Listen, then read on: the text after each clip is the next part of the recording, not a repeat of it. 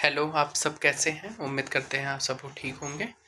मैं class 9th NCERT series चला रहे थे साइंस का, जिसमें से हमने chapter number 1, chapter number 2 complete कर दिए हैं। जो लोग नहीं देखे हैं, आपको डिस्क्रिप्शन में लिंक मिल जाएगा, देख सकते हैं, वरना चैनल विजिट कर सकते हैं। आज हम करेंगे चैप्टर नंबर 3 से लेकर के चैप्टर नंबर 6 तक। उसके बाद एक और पार्ट आएगा जिसमें कंप्लीट आपको NCERT 9th NCERT complete science मिल जाएगी। ये हम करेंगे आप चैप्टर नंबर 3 परमाणु एवं अणु। चलिए, पहला पॉइंट है आपका, भारतीय दार्शनिक महर्षि कणाद ने प्रतिपादित किया था कि यदि द्रव्य को हम विभाजित करते जाएं तो हमें छोटे छोटे कण प्राप्त होते जाएंगे तथा अंत में एक सीमा आएगी जब प्राप्त कण को पुनः विभाजित नहीं किया जा सकेगा, अर्थात वह सूक्ष्मतम कण अविभाज्य रहेगा। इस अविभाज्य सूक्ष्मतम कण को उन्होंने परमाणु कहा है। ये आपके इस पूरे मत को, एक परमाणु के मत को महर्षि कणाद ने प्रतिपादित किया था। इंपॉर्टेंट पॉइंट है ये। अगला पॉइंट हम देखेंगे आपके सामने।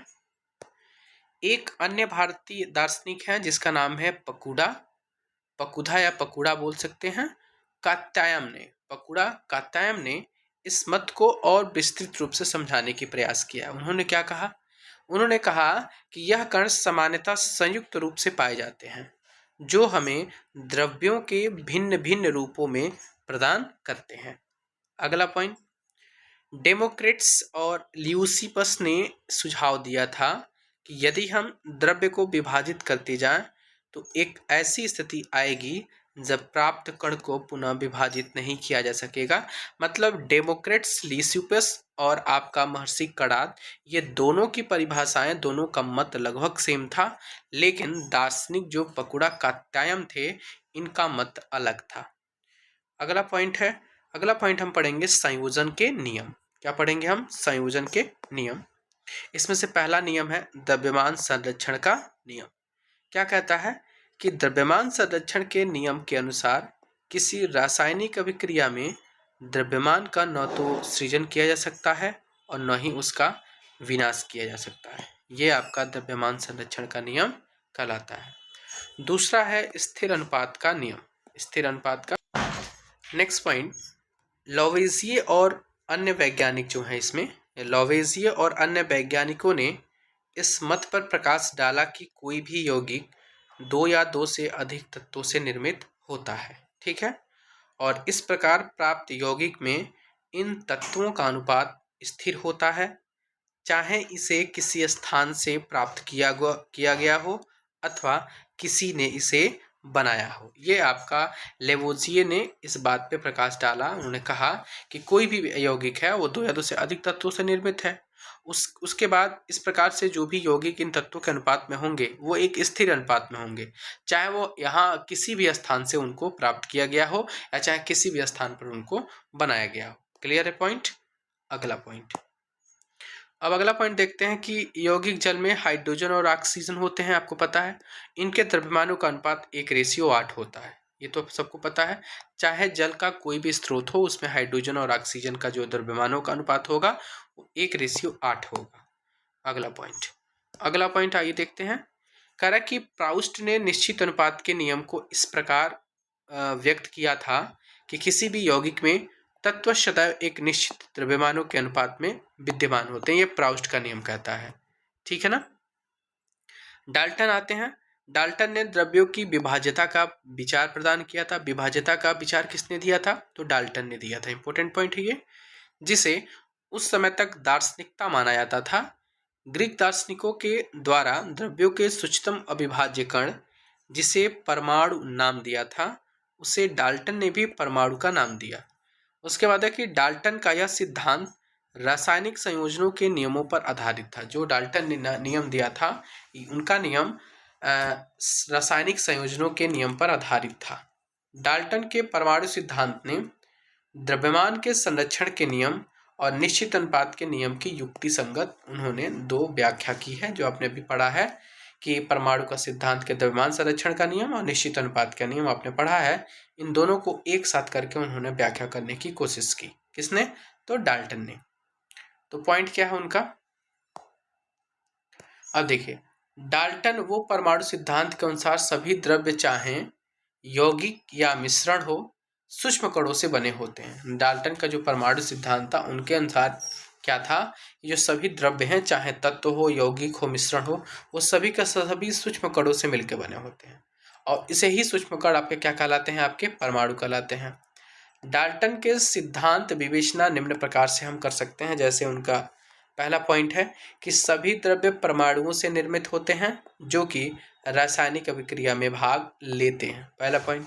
दूसरा पॉइंट उनका विवेचना में क्या था कि परमाणु अविभाज्य सूक्ष्मतम कण होते हैं जो रासायनिक अभिक्रिया में न तो सृजित होते हैं और न ही उनका विनाश होता है। अभी आपने पढ़ के आया कि उन्होंने दो तर्क युक्ति संगत का दिया है परिचय, एक स्थिर अनुपात का नियम और द्रव्यमान संरक्षण का नियम। ये तो द्रव्यमान संरक्षण के नियम के आधारित है ये, ठीक है ना। अगला पॉइंट है कि दिए गए तत्व के सभी परमाणुओं का द्रव्यमान और रासायनिक गुणधर्म क्या होते हैं, समान होते हैं। क्लियर है। चौथा पॉइंट है भिन्न भिन्न तत्वों के परमाणुओं के द्रव्यमान और रासायनिक गुणधर्म भी क्या होते हैं, भिन्न भिन्न होते हैं। ये 4 पॉइंट हैं। इस 4 पॉइंट में से आपके ऑप्शन में से कोई भी ऑप्शन आ सकता है, बोल देगा इसमें से कौन सा डाल्टन का परमाणु का सिद्धांत नहीं है। तो हमने अभी पढ़ा है 4 पॉइंट, इन चारों पॉइंट को आप बिल्कुल ध्यान में रख के चलिएगा। चलिए अगला पॉइंट कलर चेंज करते हैं पेन का, कि सभी द्रव्यों की रचनात्मक इकाई क्या होती है, तो परमाणु होती है। परमाणु बहुत छोटे होते हैं या किसी भी वस्तु जिसकी हम कल्पना या तुलना कर सकते हैं उससे भी क्या होते हैं, ये छोटे होते हैं। किन की बात कर रहा है ये, तो परमाणु की बात कर रहा है। अब हम देखते हैं परमाणु हैं और उनके ये उदाहरण हैं, इनको आप विशेष ध्यान रखिएगा। जैसे हाइड्रोजन परमाणु, इनको हम बड़ा कर लेते हैं आपके सामने। देखिए जैसे आपका दे दे कि हाइड्रोजन परमाणु, तो हाइड्रोजन परमाणु की त्रिज्या 10⁻10 होती है माइनस में। जल का अणु कितना होगा, तो 10⁻8 होगा। हीमोग्लोबिन के अणु कितने होते हैं, 10⁸ होते हैं। रेत के कण कितने होते हैं, 10⁻4 होता है। चींटी का कितना होता है, 10⁻3। और सेब का कितना होता है, 10⁻1। मैं आपको बता दूं स्टार्टिंग के जो 3 है वो मोस्ट इंपोर्टेंट है, उनको ध्यान में रख के चलिए। हाइड्रोजन का 10⁻10, जल का 10⁻9 और हीमोग्लोबिन का 10⁻8। ये 3 सापेक्ष इनके जो आकार हैं उनको ध्यान में रखिएगा। और हमको पता है कि ये हमेशा के हमेशा नैनोमीटर में मापा जाता है किसी भी परमाणु को। चलिए अगला पॉइंट हम देखते हैं। कह रहा कि डाल्टन से प्रथम वैज्ञानिक थे। डाल्टन ऐसे प्रथम वैज्ञानिक थे जिन्होंने तत्वों के प्रतीकों का प्रयोग अत्यंत विशिष्ट अर्थ में किया। उसके बाद बर्जीलियस थे, और बर्जीलियस ने तत्व के प्रतीक का सुझाव दिया और उन तत्वों का नाम 1 या 2 अक्षरों से प्रदर्शित होता है। जैसे मान लीजिए आपको कोई भी नाम लिखना है, तो सोडियम लिखना, तो सोडियम का पहला नाम क्या होता है, Na होता है। तो इसने बोला कि 1 या 2 अक्षरों से प्रदर्शित होने का सुझाव बर्जीलियस ने दिया था, ठीक है ना। कापर का नाम साइप्रस उत्पन्न हुआ है। कापर किस नाम से उत्पन्न हुआ है, साइप्रस से। IUPAC जिसको हम बोलते हैं international union of pure and applied chemistry, एक अंतर्राष्ट्रीय वैज्ञानिक संस्था है जो तत्वों के नाम, प्रतीकों और मात्रकों को स्वीकृति प्रदान करती है। क्लियर है। अगला पॉइंट आपके सामने, किसी प्रतीक के पहले अक्षर को सदैव बड़े अक्षर में और दूसरे अक्षर को सदैव छोटे अक्षर में लिखा जाता है। ये आपको पहले बताया मैंने। फिर अगला पॉइंट आपके सामने देखते हैं।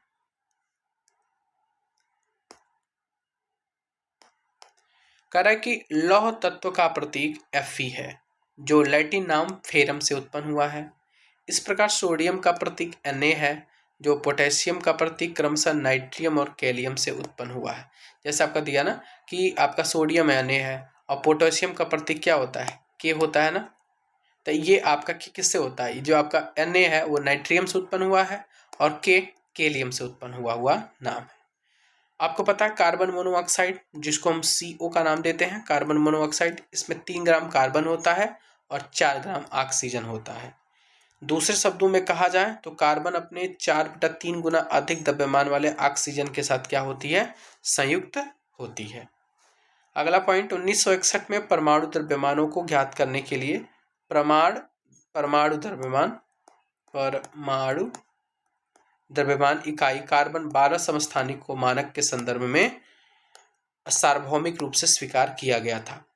कार्बन 12 समस्थानिक के परमाणु द्रव्यमान की 1/12 में भाग को 12वें भाग को मानक परमाणु द्रव्यमान इकाई के रूप में हम लेते हैं। अगला पॉइंट, अब इसको देखिएगा, यही पार्ट मैं आपको समझा रहा था। किसी तत्व के सापेक्षिक परमाणु द्रव्यमान को उनके परमाणुओं के औसत द्रव्यमान का कार्बन 12 परमाणु के द्रव्यमान के 1/12वें भाग के अनुपात को परिभाषित किया जाता है। अगला पॉइंट है, ये आपके तत्व हैं और इनके आपके परमाणु द्रव्यमान है। जैसे हाइड्रोजन का 1 होता है, कार्बन का 12 होता है। अभी आप वही कार्बन 12 पढ़ रहे हैं, तो कार्बन 12 का जो परमाणु होता है इनका औसत द्रव्यमान वो आपका परमाणु के द्रव्यमान के 1/12वें भाग के अनुपात के द्वारा प्रदर्शित किया जा सकता है। मतलब कि कोई भी होगा उसमें कार्बन क्या होगा, 12 होगा यदि किसी के सापेक्ष इसकी तुलना की जा रही है तो। नाइट्रोजन आपका 14 है, ऑक्सीजन का 16 है, सोडियम का 23 है, मैग्नीशियम का 24 है, सल्फर का 32 है, क्लोरीन का 35.5 है, कैल्शियम का 20 है। मैं आपको बता दूं लगभग परमाणु द्रव्यमान का मतलब परमाणु भार वो क्रमांक के लगभग 2 गुने के आसपास होता है। लगभग 2 गुना होता है या 2 गुने के आसपास होगा, ठीक है ना। चलिए, इसमें पॉइंट आता है आपका ये मैं केवल डैश जो किया हूँ उसी को पढ़ना है, इसलिए मैं डायरेक्ट आपको बुक से उठा लिया हूँ ये टॉपिक के जो भी पॉइंट है। अब ये कह रहा है कि परमाणु किस प्रकार अस्तित्व में रहते हैं। अधिकांश तत्वों के परमाणु स्वतंत्र रूप से अस्तित्व में नहीं रह पाते, ठीक है ना। परमाणु अणु और आयन बनाते हैं। कौन बनाता है? परमाणु अणु और आयन बनाते हैं। ये अणु अथवा आयन अत्यधिक संख्या में पुंजित होकर एक द्रव्य बनाते हैं, ठीक है, जिसे हम देख सकते हैं, अनुभव कर सकते हैं, छू सकते हैं। ये सब काम हम कर सकते हैं। क्लियर है? अगला पॉइंट, अब ये करा, अभी हमने परमाणु पढ़ा, अब हम पढ़ेंगे अणु क्या है। चलिए, करा कि साधारणतः अणु ऐसे 2 या 2 से अधिक परमाणुओं का समूह है जो आपस में रासायनिक बंध के द्वारा जुड़े होते हैं अथवा वे परस्पर आकर्षण बल के द्वारा कसकर जुड़े होते हैं। समझ में आया? करा कि अणु को किसी तत्व अथवा यौगिक के उस उच्चतम कण के रूप में परिभाषित कर सकते हैं जो स्वतंत्र रूप से अस्तित्व में रह सकता है तथा जो उस यौगिक के सभी गुणधर्म को प्रदर्शित करता है। एक ही तत्व के परमाणु अथवा भिन्न भिन्न तत्व के परमाणु परस्पर संयोग करके अणु का निर्माण करते हैं। यानी अणु लगभग 2 या 2 से अधिक परमाणुओं का समूह होता है जो रासायनिक बंध के द्वारा आपस में जुड़े होते हैं, ठीक। और ये जुड़े होने के कारण ये आपस में आकर्षण बल के द्वारा जुड़े होते हैं, ठीक है ना। उसके बाद का पॉइंट है कि तत्वों के अणु। कह रहा है कि किसी तत्व के अणु एक ही प्रकार के परमाणुओं के द्वारा संचरित होते हैं। जैसे आपका बोल दिया कि द्विपरमाणु अणु आपका क्या होता है, तो ऑक्सीजन होता है, इसमें 2 परमाणु हैं, O और O। उसके बाद कह रहा है 3 ऑक्सीजन परमाणु परस्पर संयोग करके हमें ओजोन O3 बनाते हैं। O3 में कितने परमाणु हैं? 3 परमाणु। क्लियर है? अगला पॉइंट, किसी अणु संरचना में प्रयुक्त होने वाले परमाणु की संख्या को उसकी अणु की परमाणुकता कहते हैं। ये पॉइंट सही है। अगला पॉइंट है आपका, कुछ तत्वों की परमाणुकता दी हुई है और आपके उसके नाम हैं। जैसे आपके ये सारे के सारे अधातु वर्ग हैं, आपके आर्गन, हीलियम, ऑक्सीजन, इंपॉर्टेंट है ये, hydrogen, nitrogen, chlorine, phosphorus, sulphur, ये सब के सब क्या हैं? आपके अधातु हैं। क्या हैं ये? अधातु हैं। Argon, helium, oxygen, hydrogen, nitrogen, chlorine, phosphorus, sulphur, ये सब के सब क्या हैं? आपके अधातु हैं। और ये देखिए, आर्गन क्या होता है? एक परमाणु होता है। हीलियम क्या होता है? एक परमाणु का मतलब इसमें देखिए ऑक्सीजन 2 होता है। हाइड्रोजन क्या होता है? यहाँ पे हाइड्रोजन 2 होता है। नाइट्रोजन N2 ये भी 2 होता है। क्लोरीन Cl2 ये भी 2 होता है। फास्फोरस P4 होता है, ये भी आपके 4 होंगे। सल्फर S4 होता है, S4 S5 ये भी होता है, तो इसको बहुपरमाणु बोलते हैं। यानी जो जिसमें जितने एटम होंगे, जितने धातु होंगे, उसका वही परमाणुकता कहलाएगी। अब देखिए, हमने धातु पढ़ा, अब हम पढ़ेंगे अधातु। अधातु क्या है? क्लियर है? अब आपके धातु में आपका सोडियम धातु है और ऑक्सीजन क्या है? अधातु है। आयरन, एल्युमिनियम, कॉपर, ये सब के सब धातु हैं। तो इनकी परमाणुकता आपके सामने दी हुई है। जैसे सोडियम की एक होती है, या नहीं होता ना केवल, तो इसको हम एक परमाणु बोलेंगे। आयरन का क्या होता है, केवल Fe होता है, ये भी एक होता है। एल्यूमिनियम का केवल हम Al लिखते हैं, ये भी एक होता है। कॉपर का केवल Cu लिखते हैं, ये भी एक होता है। ये सब के सब क्या होते हैं, एक परमाणु होते हैं। क्लियर है। अब देखते हैं यौगिकों के अणु। अब कह रहा है कि भिन्न भिन्न तत्वों के परमाणु एक निश्चित अनुपात में परस्पर जुड़कर यौगिकों के अणु का निर्माण करते हैं। ये मैंने अभी पढ़ा आपको। चलिए अगला पॉइंट हम देखेंगे। अगला पॉइंट है कि धातु एवं अधातु युक्त यौगिक आवेशित कणों से बने होते हैं। इन आवेशित कणों को हम क्या कहते हैं, तो आयन कहते हैं। जैसे केटायन हो गया, एनायन हो गया। पॉजिटिव चार्ज को क्या बोलते हैं, निगेटिव चार्ज को क्या बोलते हैं, सब लोगों को पता होगा। किसको केटायन बोलते हैं, किसको एनायन बोलते हैं। परमाणुओं के समूह जिन पर नेट आवेश विद्यमान हो उसे बहुपरमाणुक आयन कहते हैं। क्लियर है ना। अब देखिए इसमें आपका ये संकेत दिया हुआ है, आपको PDF में मिल जाएगा, इसको आप लोग पढ़ लीजिएगा, इसको बताने की जरूरत नहीं है। और ये आपके संकेत दिए हुए हैं। हम आते हैं अपने पॉइंट पे। चलिए पॉइंट आपके सामने है। Calcium oxide, sodium chloride, iron sulphide, copper oxide इत्यादि जहाँ पर ऑक्सीजन, क्लोरीन, सल्फर और धातुएं हैं उन्हें दाएं तरफ लिखते हैं, जबकि कैल्शियम, सोडियम, आयरन एवं कॉपर धातुएं हैं उन्हें बाईं तरफ लिखते हैं। ठीक है ना। यानी जो आपका धातुएं होगा, धातुओं को हम दाएं तरफ में, और जो अधातुएं होंगी वो बाएं तरफ में। ठीक है ना। अगला पॉइंट है, किसी पदार्थ का आणविक द्रव्यमान उसके सभी संघटक परमाणुओं के द्रव्यमानों का योग होता है, या अणु का वह सापेक्ष द्रव्यमान है जिसे परमाणु द्रव्यमान इकाई द्वारा व्यक्त किया जाता है। अब इसमें आपका है कि सूत्र इकाई द्रव्यमान, उसके बारे में कैसे निकालते हैं, पूरी बुक पढ़नी पड़ेगी। इसे सूत्र निकालने के लिए नहीं आता है आपके BPSC TRE में, तो इनको ज़्यादा मैंने उसको समझाने की कोशिश नहीं की है। उसमें टाइम ज़्यादा लगता है, हर एक पॉइंट को समझाना पड़ता है, उसमें आपको परमाणु क्रमांक याद करना पड़ता है, पूरी केमिस्ट्री के अंदर हमको डील करना पड़ता है। इसलिए मैं आपको जो पॉइंट है, पॉइंट वाली चीज़ों को समझा रहा हूँ। सूत्र इकाई द्रव्यमान, किसी पदार्थ को सूत्र इकाई द्रव्यमान उसके सभी संघटक परमाणुओं के परमाणु द्रव्यमानों का योग होता है। सूत्र द्रव्यमान का परिकलन उसी प्रकार से करते हैं जिस प्रकार हमने आणविक द्रव्यमान का परिकलन किया है, यानी सभी अणुओं को जोड़ करके, वैसे इसका भी किया। बस अंतर देखिए, अंतर क्या होता है। अंतर केवल इतना होता है कि यहाँ पर हम पदार्थों के लिए सूत्र इकाई का उपयोग करते हैं जिसके संघटक आयन होते हैं। जैसे आपका NaCl है, तो Na प्लस और Cl माइनस होता है, यदि टूटेंगे तो एक प्लस और निगेटिव में, तो इनके लिए हम सूत्र इकाई का द्रव्यमान निकालेंगे। लेकिन यदि नॉर्मल चीज होगी उनके लिए हम क्या निकालेंगे, केवल आपका ये वाला परमाणु द्रव्यमान निकालेंगे। ठीक है ना। उदाहरण आपका सोडियम क्लोराइड आ गया, Na+, इसके इकाई सूत्र का द्रव्यमान का परिकलन कर सकते हैं। जैसे यहाँ पे एक पॉइंट दिया हुआ है, CaCl2 के सूत्र का इकाई द्रव्यमान का परिकलन कीजिए।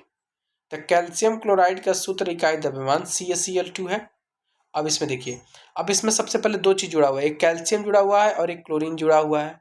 तो कैल्शियम का परमाणु द्रव्यमान आपका कितना होता है, तो 40 होता है, और क्लोरीन का कितना होता है, तो आपका परमाणु द्रव्यमान 35.5 होता है। और आपका क्लोरीन का यदि परमाणु क्रमांक पूछे तो 17 होता है, लेकिन इसका परमाणु द्रव्यमान 35.5 होता है। अब देखिए, अब इसमें देखेंगे कैल्शियम के कितने परमाणु हैं, तो एक परमाणु है, तो इसको 40 गुणे 1 करेंगे, फिर प्लस करेंगे। क्लोरीन के तो 2 है ना, तो उसको 2 से मल्टीप्लाई करा लेंगे। ये 40 हो गया, 71 हो गया, टोटल मिलकर कितना हो गया, 111 यूनिट हो गया। क्लियर है ना। इस प्रकार से हम इकाई द्रव्यमान या दोनों एक ही तरीके से निकालते हैं, लेकिन इकाई द्रव्यमान, सूत्र इकाई द्रव्यमान किसके लिए निकालते हैं और परमाणु द्रव्यमान किसके लिए निकालते हैं, दोनों का डिफरेंस आपको समझ में आ गया। जहां पर आयनों की बात होगी जिस फार्मूले में, वहां पर आयन के लिए हम सूत्र इकाई द्रव्यमान निकालेंगे, जहां पर आयन की बात नहीं होगी वहां पर आप केवल क्या निकालेंगे, और आपके लिए परमाणु द्रव्यमान निकालेंगे। क्लियर है। चलिए अब आते हैं अगले की तरफ। अब इस चैप्टर से हमने क्या क्या सीखा है उनको थोड़ा सा देख लें, तो सारे के सारे पॉइंट इसमें इंपॉर्टेंट है। एक एक पॉइंट को हम देखते हैं।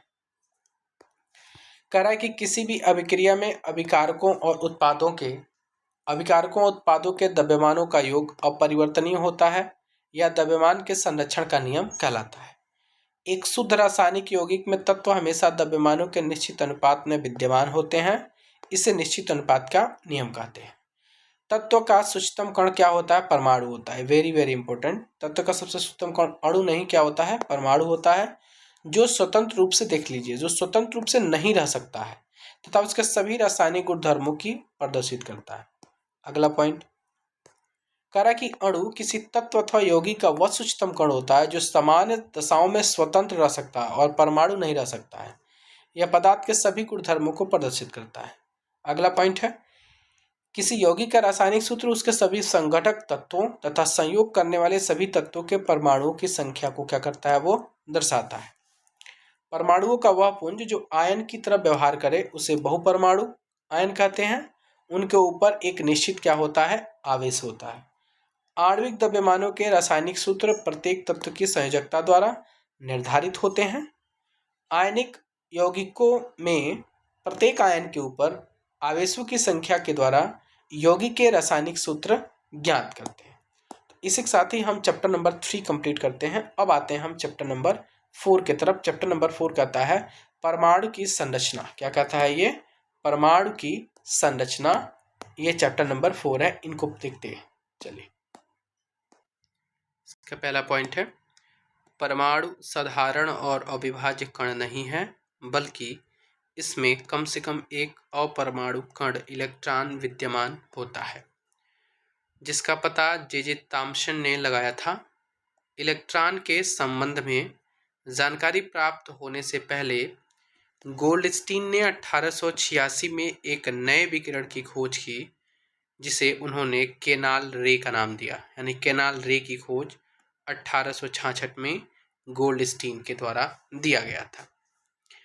और ये किरणें किस प्रकार की थीं? तो धनावेशित थी। ध्यान देना, केनाल रे की किरणें धनावेशित थीं, जिसके द्वारा अंततः दूसरे अपरमाणु कणों की खोज हुई।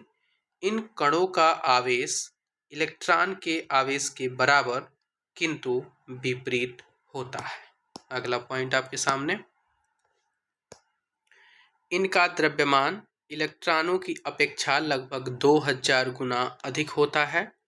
उनको प्रोटॉन नाम दिया गया। सामान्यतः इलेक्ट्रॉन के द्वारा और प्रोटॉन को यहाँ पे देखो, ये इस नाम से इस सिंबल है, और प्रोटॉन को पी के द्वारा दर्शाया जाता है।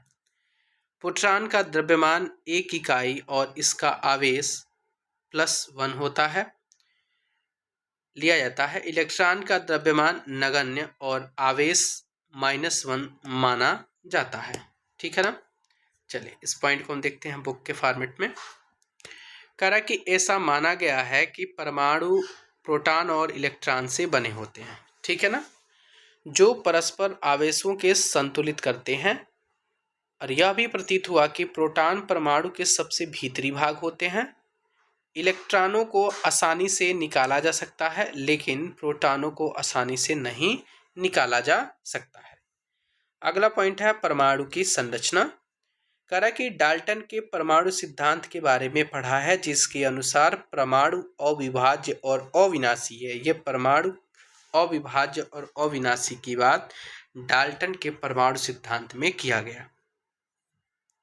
लेकिन परमाणु के भीतर 2 मूल कणों इलेक्ट्रॉन और प्रोटॉन की खोज ने डाल्टन के परमाणु सिद्धांत को, इस धारणा को गलत साबित कर दिया। क्लियर है? अब आते हैं जे थॉम्सन के परमाणु मॉडल के खोज। परमाणु मॉडल क्या है? जिन्होंने इलेक्ट्रॉन की खोज किया था। देखिए, थॉम्सन ने परमाणु की संरचना से संबंधित एक मॉडल प्रस्तुत किया जो क्रिसमस केक की तरह था। ये बीपीएससी है, कुछ भी पूछ सकता है कि क्रिसमस केक की तरह किसका मॉडल है? वो थॉम्सन का परमाणु मॉडल है। इसके अनुसार परमाणु एक धनावेशित गोला था, जिसमें इलेक्ट्रॉन क्रिसमस केक में रखे सूखे मेवे की तरह थे। परमाणु का उदाहरण भी ले सकते हैं, जिसके अनुसार परमाणु में धन आवेश तरबूज के खाने वाले लाल भाग की तरह बिखरा है, जबकि इलेक्ट्रॉन धनावेशित गोले में तरबूज की भांति धसे हुए हैं।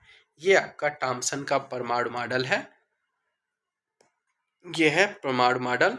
देखिए इसमें क्या कर रहा है, इलेक्ट्रॉन क्या है, अंदर की तरफ धसे हुए हैं, और जो आपकी इलेक्ट्रॉन धनावेशित गोले में तरबूज की बीज में धसे हुए बोला है ना, और ये धनात्मक गोला जो उसके चारों तरफ बिखरा पड़ा है। ये हैं आपके थॉम्सन जी, जो इलेक्ट्रॉन की खोज किए थे, और उनको उसी खोज के लिए 1906 में इनको भौतिक में नोबेल पुरस्कार मिला था। वे 35 वर्ष तक कैम्ब्रिज में कैवेंडिश प्रयोगशाला के निदेशक भी रहे थे, और उनके शोध के साथ साथ 7 और लोगों को भी आगे चल करके नोबेल पुरस्कार मिला। थॉम्सन ने क्या प्रस्तावित किया, थॉम्सन ने प्रस्तावित किया कि परमाणु धन आवेशित गोले का बना होता है और इलेक्ट्रॉन इसमें धसे होते हैं। मतलब इन्होंने कहा इलेक्ट्रॉन अंदर होते हैं और परमाणु जो होता है वो धन आवेश का गोला होता है। इन्होंने ऋण आवेश की कोई बात नहीं किया। ऋणात्मक और धनात्मक आवेश परिमाण में समान होते हैं, इसलिए परमाणु वैद्युतीय रूप से क्या होते हैं, उदासीन होते हैं। यानी ऋणात्मक और धनात्मक दोनों आवेशों को उन्होंने समान माना और कहा कि जो इस प्रकार के जो परमाणु हैं वो वैद्युतीय रूप से क्या है, उदासीन है। क्लियर है ना। चलिए अगला पॉइंट हम आते हैं। अगला पॉइंट है रदरफोर्ड का परमाणु मॉडल। ये बहुत इंपॉर्टेंट है, इनको ध्यान दीजिए। रदरफोर्ड का परमाणु मॉडल कहता है, अर्नेस्ट रदरफोर्ड यह जानने के इच्छुक थे कि इलेक्ट्रॉन परमाणु के भीतर कैसे व्यवस्थित है। जो थॉम्सन साहब ने कहा था कि इलेक्ट्रॉन अंदर धसे हुए हैं, तो इन्होंने इसको जानने की कोशिश की इलेक्ट्रॉन कैसे अंदर व्यवस्थित हैं। उन्होंने यह प्रयोग किया। प्रयोग में तेज गति से चल रहे अल्फा कणों को सोने की एक पन्नी से उन्होंने टकराया। इन्होंने सोने की पन्नी इसलिए चुनी क्योंकि बहुत पतली परत चाहते थे, और सोने की यह पन्नी लगभग 1000 परमाणुओं के बराबर क्या थी, मोटी थी। उसके बाद अल्फा कण द्विआवेशित हीलियम कण होते हैं। अल्फा कण क्या होते हैं, 2 आवेश में होते हैं, और हीलियम कण होते हैं। अतः ये धनावेशित होते हैं। चूंकि इनका द्रव्यमान 4 यूनिट होता है, इसलिए तीव्र गति से चल रहे अल्फा कणों में पर्याप्त ऊर्जा होती है, इसलिए उन्होंने अल्फा कणों को चुना। अगला पॉइंट, यह अनुमान था कि अल्फा कण सोने के परमाणुओं में विद्यमान अपरमाणु कणों के द्वारा विक्षेपित होंगे। चूंकि अल्फा कण प्रोटॉनों से बहुत अधिक भारी थे, इसलिए उन्होंने इसे अधिक विक्षेपण की आशा नहीं की थी। ठीक है। अगला पॉइंट है इसमें, ये आपके चादर हैं, इसमें से अल्फा कणों को क्या किया जा रहा है, पास किया जा रहा है, ऐसे ऐसे पास करवाया जा रहा है। देख रहे हैं कुछ आपके पास होकर के क्रॉस होकर बाहर निकल जा रहे हैं, और कुछ जा करके आपको यहाँ से टकरा करके फिर वापस आ रहे हैं। ये है। लेकिन आगे देखते हैं इसमें क्या बोला उन्होंने। लेकिन अल्फा कण प्रकीर्णन प्रयोग ने आशा के बिल्कुल विपरीत परिणाम दिया। और क्या परिणाम दिया है कि तेज गति से जो अधिकतर अल्फा कण सोने की पन्नी से तो निकल गए हैं, लेकिन उसके बाद कुछ अल्फा कण पन्नी के द्वारा बहुत छोटे कोण से विभाजित होते हैं, जो मैंने दिखाया अभी। आश्चर्यजनक रूप में प्रत्येक 12,000 कणों में से एक कण वापस आ गया। यानी 12,000 अल्फा कणों को सोने की पन्नी पर मारा जाता था, तो उसमें से लगभग हर एक 12,000 कणों पे एक कण उसमें से वापस आता था, कुछ छोटे कणों से विक्षेपित होकर के। तो रदरफोर्ड के अनुसार यह परिणाम उसी प्रकार अविश्वसनीय था जैसे आप एक 15 इंच के तोप के गोले को टिश्यू पेपर के टुकड़े मारते हैं तो वह लौटकर आपको ही चोट पहुंचाता है। ये तो पॉसिबल ही नहीं था कि ऐसा होना चाहिए। उन्होंने उसका परिणाम काफ़ी उल्टा रहा, इसीलिए उन्होंने इलेक्ट्रॉन को अंदर रहने वाली बातों से इनकार किया। देखिए इनके बारे में थोड़ा पढ़ते हैं। इनको नाभिकीय भौतिकी का जनक कहा जाता है। ध्यान, न्यूक्लियर फिजिक्स का इनको क्या किया जाता है, जनक, फादर माना जाता है। रेडियो धर्मिता में भी अपने योगदान दिए थे, और सोने की पन्नी के द्वारा परमाणु के नाभिक की खोज भी इन्होंने किया था, इसलिए जाकर के वो बहुत प्रसिद्ध हुए। और 1908 में जाकर के इनको नोबेल पुरस्कार मिला था, रदरफोर्ड को, और थॉम्सन को 1906 में मिला था। आइए अगला पॉइंट हम इसमें देखते हैं क्या है। कह रहा है कि इसी तर्क के अनुसार अल्फा कण प्रकीर्णन के आधार पर रदरफोर्ड ने निम्न परिणाम निकाले हैं। पहला परिणाम क्या, कि परमाणु के भीतर का अधिकतर भाग खाली है, क्योंकि अधिकतर अल्फा कण बिना विक्षेपित हुए सोने की पन्नी से बाहर निकल जाते हैं। फिर अगला पॉइंट क्या कहते हैं ये, उसके बाद का पॉइंट है इनका कि बहुत कम कण अपने मार्ग से विक्षेपित होते हैं, जिससे यह ज्ञात होता है कि परमाणु में धनावेशित भाग बहुत कम है। बहुत कम अल्फा कण 180 डिग्री पर विक्षेपित हुए थे, जिससे यह संकेत मिलता है कि सोने के परमाणु का पूर्ण धनावेशित भाग और द्रव्यमान के परमाणु के भीतर बहुत कम आयतन में सीमित है। ये उन्होंने 3 बातों को उन्होंने अपने बातों में रखा, इसका उन्होंने निष्कर्ष निकाला। नाभिक की त्रिज्या परमाणु की त्रिज्या के लगभग 10 के पावर 5 गुना छोटी होती है। अपने आधार पर रदरफोर्ड का परमाणु नाभिकीय मॉडल प्रस्तुत किए हैं। अब ये इंपॉर्टेंट पॉइंट है कि इनका नाभिकीय मॉडल क्या था। इनका नाभिकीय मॉडल जो था वो पहला इंपॉर्टेंट बहुत ज़्यादा बनता है, ध्यान दीजिए कि परमाणु का केंद्र धनावेशित होता है, जिसे नाभिक कहा जाता है। एक परमाणु का लगभग संपूर्ण द्रव्यमान नाभिक में होता है। दूसरा पॉइंट, इलेक्ट्रॉन नाभिक के चारों ओर वर्तुलाकार मार्ग में चक्कर लगाते हैं। नाभिक का आकार परमाणु के आकार की तुलना में काफी कम होता है। नाभिक का आकार परमाणु के आकार की तुलना में क्या होता है, काफी कम होता है।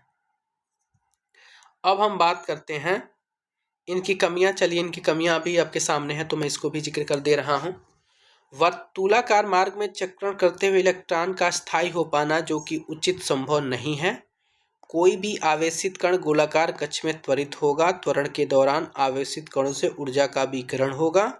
इस प्रकार अस्थायी कक्षा में घूमता हुआ इलेक्ट्रॉन अपनी कक्षा में विकृत करेगा और नाभिक से टकरा जाएगा। अगर ऐसा होता तो परमाणु अस्थिर होता, जबकि हम जानते हैं कि परमाणु अस्थायी होते हैं। ठीक है, अब आते हैं हम बोर के परमाणुविक मॉडल के रूप में देखते हैं। चलिए इनके बारे में पढ़ते हैं। निल्स बोर की क्या धारणा थी? इनकी ये धारणा थी कि इलेक्ट्रॉन केवल, ध्यान दीजिए, इलेक्ट्रॉन केवल कुछ निश्चित कक्षाओं में ही चक्कर लगा सकते हैं, यह निल्स बोर ने कहा, जिन्हें इलेक्ट्रॉन की विविक्त कक्षा कहते हैं। ठीक है। दूसरा पॉइंट, जब इलेक्ट्रॉन इस विविक्त कक्षा में चक्कर लगाते हैं तो उनकी ऊर्जा का विकिरण नहीं होता है। उन्होंने कहा जब इलेक्ट्रॉन इसके विविक्त कक्षा में चक्कर लगाएंगे तो उनकी ऊर्जा का विकिरण नहीं होता है। ये हैं आपके निल्स बोर साहब। इनके बारे में क्या है पॉइंट, इनको पढ़ लेते हैं। कह रहा है कि प्रोफेसर साहब की 3 प्रकार की लेख हैं, इनकी पुस्तकें प्रकाशित हुई थी, उनको पढ़ते हैं। पहला है the theory of spectra and atomic constitution. दूसरा है एटॉमिक थ्योरी, ध्यान दीजिएगा। और तीसरा है the description of nature. 3 book है, एग्जाम में पूछे जाते हैं, इंपॉर्टेंट है, ध्यान रखिएगा। एटॉमिक थ्योरी निल्स बोर की पुस्तक है। Description of nature Nils bore की पुस्तक है। The theory of spectra and atomic constitution इनका ही पुस्तक है। ठीक है। चलिए, ये आपके कुछ हैं परमाणु के कुछ ऊर्जा स्तर हैं, उनको हम देखते हैं, आपको समझाने की हम कोशिश करते हैं। मान लीजिए ये आपके परमाणु है, परमाणु का ये नाभिक होता है। नाभिक का पहला पार्ट आपका बोलते हैं के कक्षक है, इसको बोलते हैं एल कक्षक है। ये है आपका एम कक्षक है और ये आपका क्या होता है लास्ट वाला एन कक्षक। इसका मतलब इसको 1 2 3 4 अकॉर्डिंग नाम ले देते हैं और आगे जाएंगे तो इसमें कितने ऊर्जा के स्तर होते हैं इन कक्षाओं को इस नाम से दिखा करके, और एक फार्मूला होता है 2n का स्क्वायर जो अधिकतम ऊर्जा रखने के फार्मूले के रूप में जाना जाता है। चलिए, ये कक्षाएं या कोष बोल सकते हैं इनको। चलिए पॉइंट देखते हैं। 1932 में जे चैडविक ने एक अपरमाणु कोण की खोज का निकाला जो अनावेशित द्रव्यमान में प्रोटॉन के बराबर था। अंततः इसका नाम न्यूट्रॉन पड़ा। क्या नाम पड़ा? जो अनावेशित और द्रव्यमान के प्रोटॉन के बराबर था, न्यूट्रॉन। हाइड्रोजन को छोड़कर ये सभी परमाणु के नाभिक में होते हैं, यानी न्यूट्रॉन आपके हाइड्रोजन के नाभिक में नहीं होते हैं, जबकि इसको छोड़कर के सबके परमाणुओं के नाभिक में पाए जाते हैं। सामान्यतः न्यूट्रॉन को n से दर्शाया जाता है। परमाणु का द्रव्यमान नाभिक में उपस्थित प्रोटॉन और न्यूट्रॉनों के द्रव्यमान के योग के द्वारा प्रकट किया जाता है। यानी यदि हम बात करें तो प्रोटॉन और न्यूट्रॉन दोनों मिल जाएंगे तो उसमें देखेंगे कि नाभिक में कितने आपके कितने द्रव्यमान बनते हैं, यानी परमाणु का द्रव्यमान बात करना हो तो नाभिक में उपस्थित प्रोटॉन और न्यूट्रॉनों के योग के बराबर होगा। चलिए अगला पॉइंट है आपके सामने। अगला पॉइंट, किसी कक्षा में उपस्थित अधिकतम इलेक्ट्रॉनों की संख्या को हम क्या दिखाते हैं, 2n दर्शाया जाता है, चूंकि फार्मूला है आपका 2n के पावर 2 है ये, ठीक है ना, 2n का स्क्वायर है, जहां n की संख्या ऊर्जा स्तर है, इसलिए इलेक्ट्रॉनों की अधिकतम संख्या से पहले हम पहले या k कोष में होगी। जैसे आपका पहला k कोष में क्या होगा, तो पहला कोष इसलिए यहाँ पे 1 का स्क्वायर होगा, तो 2 गुणे 2 ये 2 होगा। दूसरे कक्षा में l में यानी n बराबर 2 है, तो इसलिए 2 के पावर 2 का मतलब कि 2 गुणे 2 गुणे 2, यानी ये हो गया 2 गुणे 2 के पावर 2, तो इसकी वैल्यू कितनी हो जाएगी 8। m का मतलब तीसरा होगा, इसका मतलब इसकी वैल्यू होगी 2 मल्टीप्लाई n का वैल्यू 3 है, तो 3 के पावर क्या होगा ऊपर स्क्वायर, तो इसका मतलब 3 तरीका 9 दूना 18 हो जाएगा। और चौथे कोष में आपका क्या होगा 4 होगा, तो इनको कैसे दिखाएंगे, 2 गुणे 4 के पावर स्क्वायर, तो 4 चौको 16 दूना कितना होगा 32 होगा। इस प्रकार से दिखा सकते हैं, ठीक है ना। सबसे बाहरी कोष में इलेक्ट्रॉनों की अधिकतम संख्या कितनी हो सकती है, तो सबसे बाहरी कोष में आपके अष्टक पूरा करने के लिए अधिकतम संख्या 8 हो सकती है। क्लियर है। अब आती हमारी संयोजकता के बारे में। कह रहा किसी परमाणु के सबसे बाहरी कक्ष में उपस्थित इलेक्ट्रॉनों को संयोजकता इलेक्ट्रॉन कहा जाता है। बोरबरी स्कीम से हम जानते हैं कि किसी परमाणु का बाह्यतम कक्ष अधिकतम 8 इलेक्ट्रॉन रख सकता है। बोरबरी के अनुसार ही इस बात को पता हुआ कि अधिकतम बाह्यतम कक्षा में 8 इलेक्ट्रॉन रह सकते हैं, और यह देखा गया था कि जिन तत्वों के परमाणु के बाह्यतम कक्षा पूर्ण रूप से 8 इलेक्ट्रॉनों से भरे होते हैं वे रासायनिक रूप से सक्रिय नहीं होते हैं। जब उनके अष्टक कंप्लीट हो जाएंगे तो उनको किसी चीज़ की जरूरत ही नहीं, कोई तलाशी नहीं होगी, इसलिए इनको सक्रिय नहीं माना जाता है। दूसरे शब्दों में ऐसे तत्वों की संयोजन शक्ति या संयोजकता क्या होती है, शून्य होती है, क्योंकि जो बाहरी कक्ष में अपने अष्टक के बाद जो इलेक्ट्रॉन बचते हैं वही उसकी संयोजकता कहलाती है। ठीक है, यहाँ पर तो अपने अष्टक को कंप्लीट कर लिया है, जब 8 भरने के बाद से कोई आपके इलेक्ट्रॉन बचते नहीं है तो इनकी संयोजकता क्या कहलाती है, शून्य कहलाती है। इन अक्रिय तत्वों में से हीलियम परमाणु के बाह्यतम कक्षा में 2 इलेक्ट्रॉन होते हैं और अन्य में क्या होते हैं आपके 8 होते हैं। 8 इलेक्ट्रॉन वाले सबसे बाहरी कक्षक को क्या मानते हैं, हम अष्टक मानते हैं। क्या मानते हैं, अष्टक।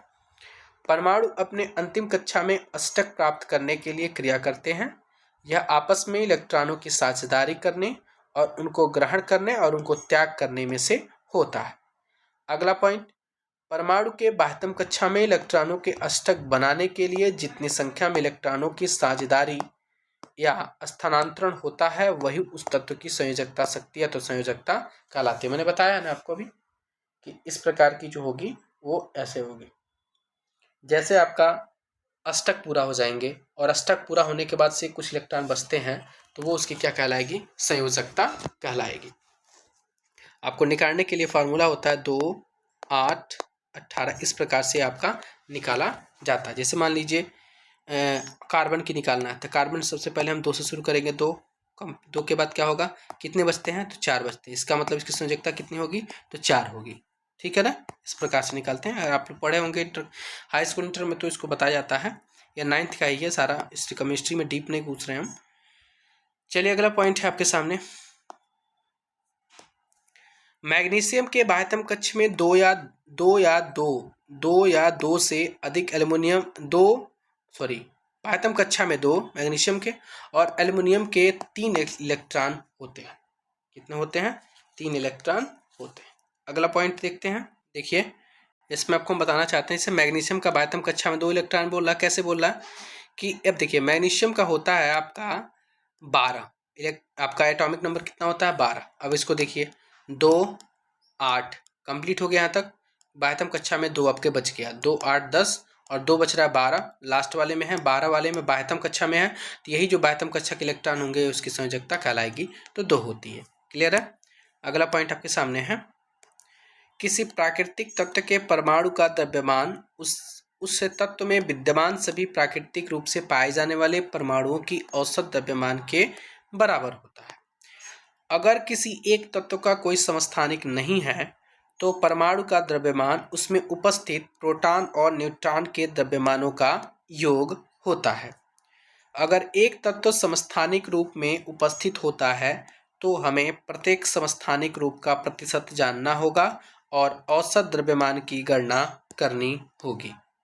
अगला पॉइंट आपके सामने, समस्थानिकों का हम अनुप्रयोग जानते हैं। यूरेनियम के एक समस्थानिक का उपयोग परमाणु भट्ठी और ईंधन के रूप में होता है। कैंसर के उपचार में कोबाल्ट के समस्थानिक का उपयोग होता है। घेघा रोग के इलाज में आयोडीन के समस्थानिक का उपयोग होता है। अगला पॉइंट है समभारिक। परमाणुओं में प्रोटॉन की संख्या भिन्न भिन्न, दोनों तत्वों की द्रव्यमान संख्या 40 है, यानी तत्वों की जोड़ के अंगों में कुल न्यूक्लियॉनों की संख्या समान है। अलग अलग परमाणु संख्या वाले तत्वों को जिनकी द्रव्यमान संख्या समान होती है वो समभारिक कहा जाता है। यानी समभारिक में क्या देखेंगे, समभारिक में परमाणु भार बराबर होते हैं यानी द्रव्यमान संख्या समान होती है। और समभारिक के बाद क्या होता है, एक और आता है ना समभारिक, केवल इसमें समभारिक जानते हैं।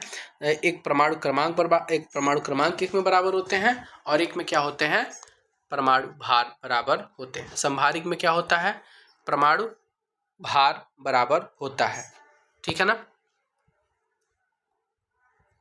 और दूसरा होता है आपका समस्थानिक। समस्थानिक में आपका क्या होता है, उसमें आपके क्या नाम है, परमाणु संख्या बराबर होगा और इसमें परमाणु भार बराबर होगा। अगला पॉइंट इसमें देखते हैं, आपने अभी तक क्या क्या सीखा उनको हम पढ़ लेते हैं।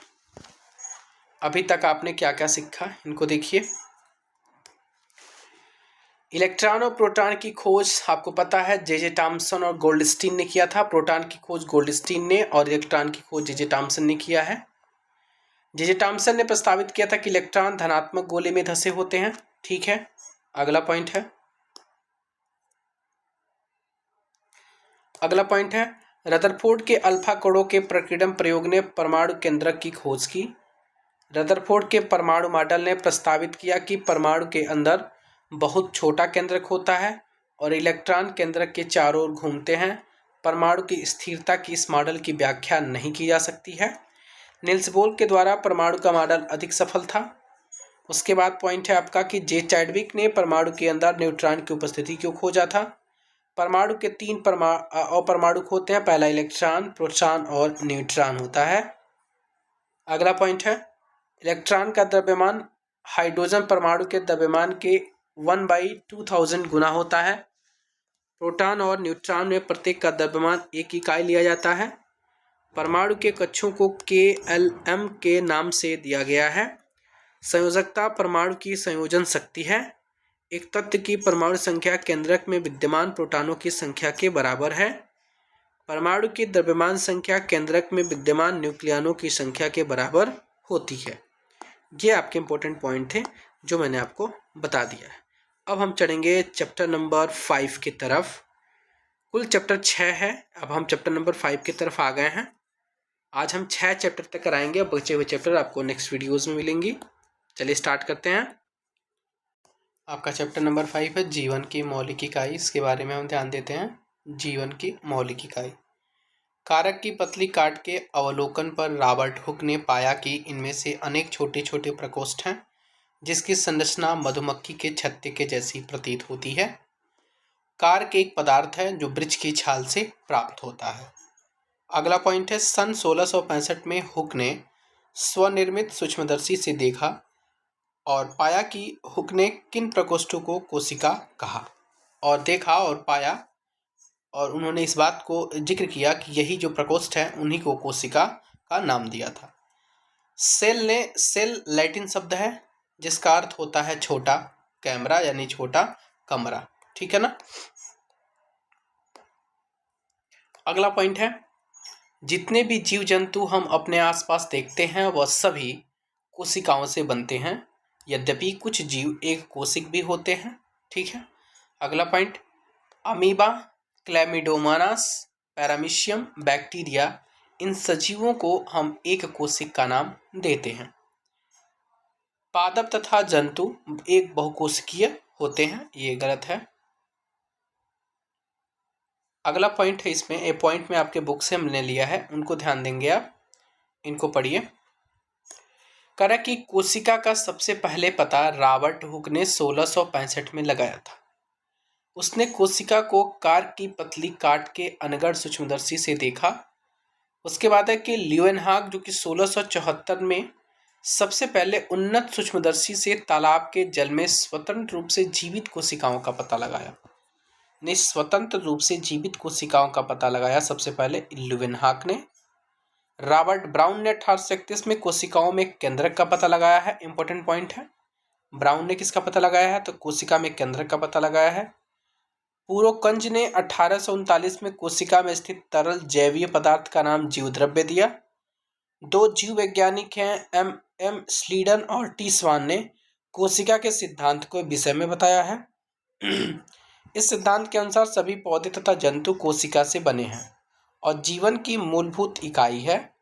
विर्चो ने कोशिका सिद्धांत को आगे बढ़ाया। उन्होंने बताया कि सभी कोशिकाएं पूर्ववर्ती कोशिकाओं की बनी होती हैं। 1940 में इलेक्ट्रॉन सूक्ष्मदर्शी की खोज के बाद कोशिका की जटिल संरचना और बहुत से अंगों को समझना काफ़ी संभव हो पाया था।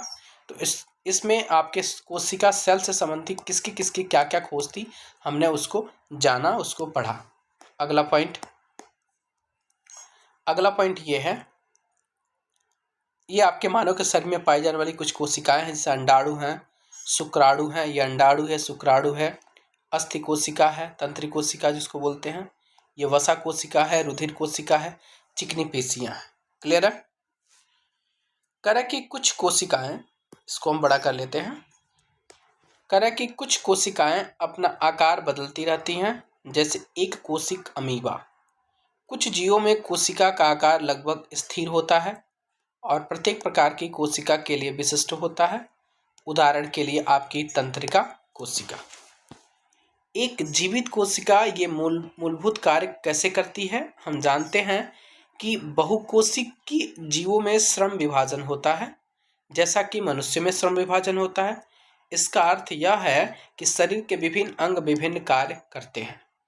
क्लियर है। शरीर कह कि मनुष्य के शरीर में वास्तव में ऐसी प्रत्येक कोशिका में कुछ विशिष्ट घटक होते हैं जिन्हें कोशिकांग कहते हैं। प्रत्येक कोशिकांग एक विशिष्ट कार्य करता है, जैसे कोशिका में नए पदार्थ का निर्माण, अपशिष्ट पदार्थों का निष्कासन आदि। ये सभी के सभी आपके कोशिका के विशिष्ट कार्य के मतलब इसमें अलग अलग योगदान देते हैं। नए पदार्थों का निर्माण करना, अपशिष्ट पदार्थों का निष्कासन, इन सभी के क्या हैं, कार्य हैं।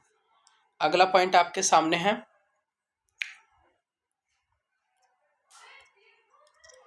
पॉइंट है आपके, ये कोशिकांग मिलकर एक मूलभूत इकाई बनाते हैं जिसे कोशिका कहते हैं।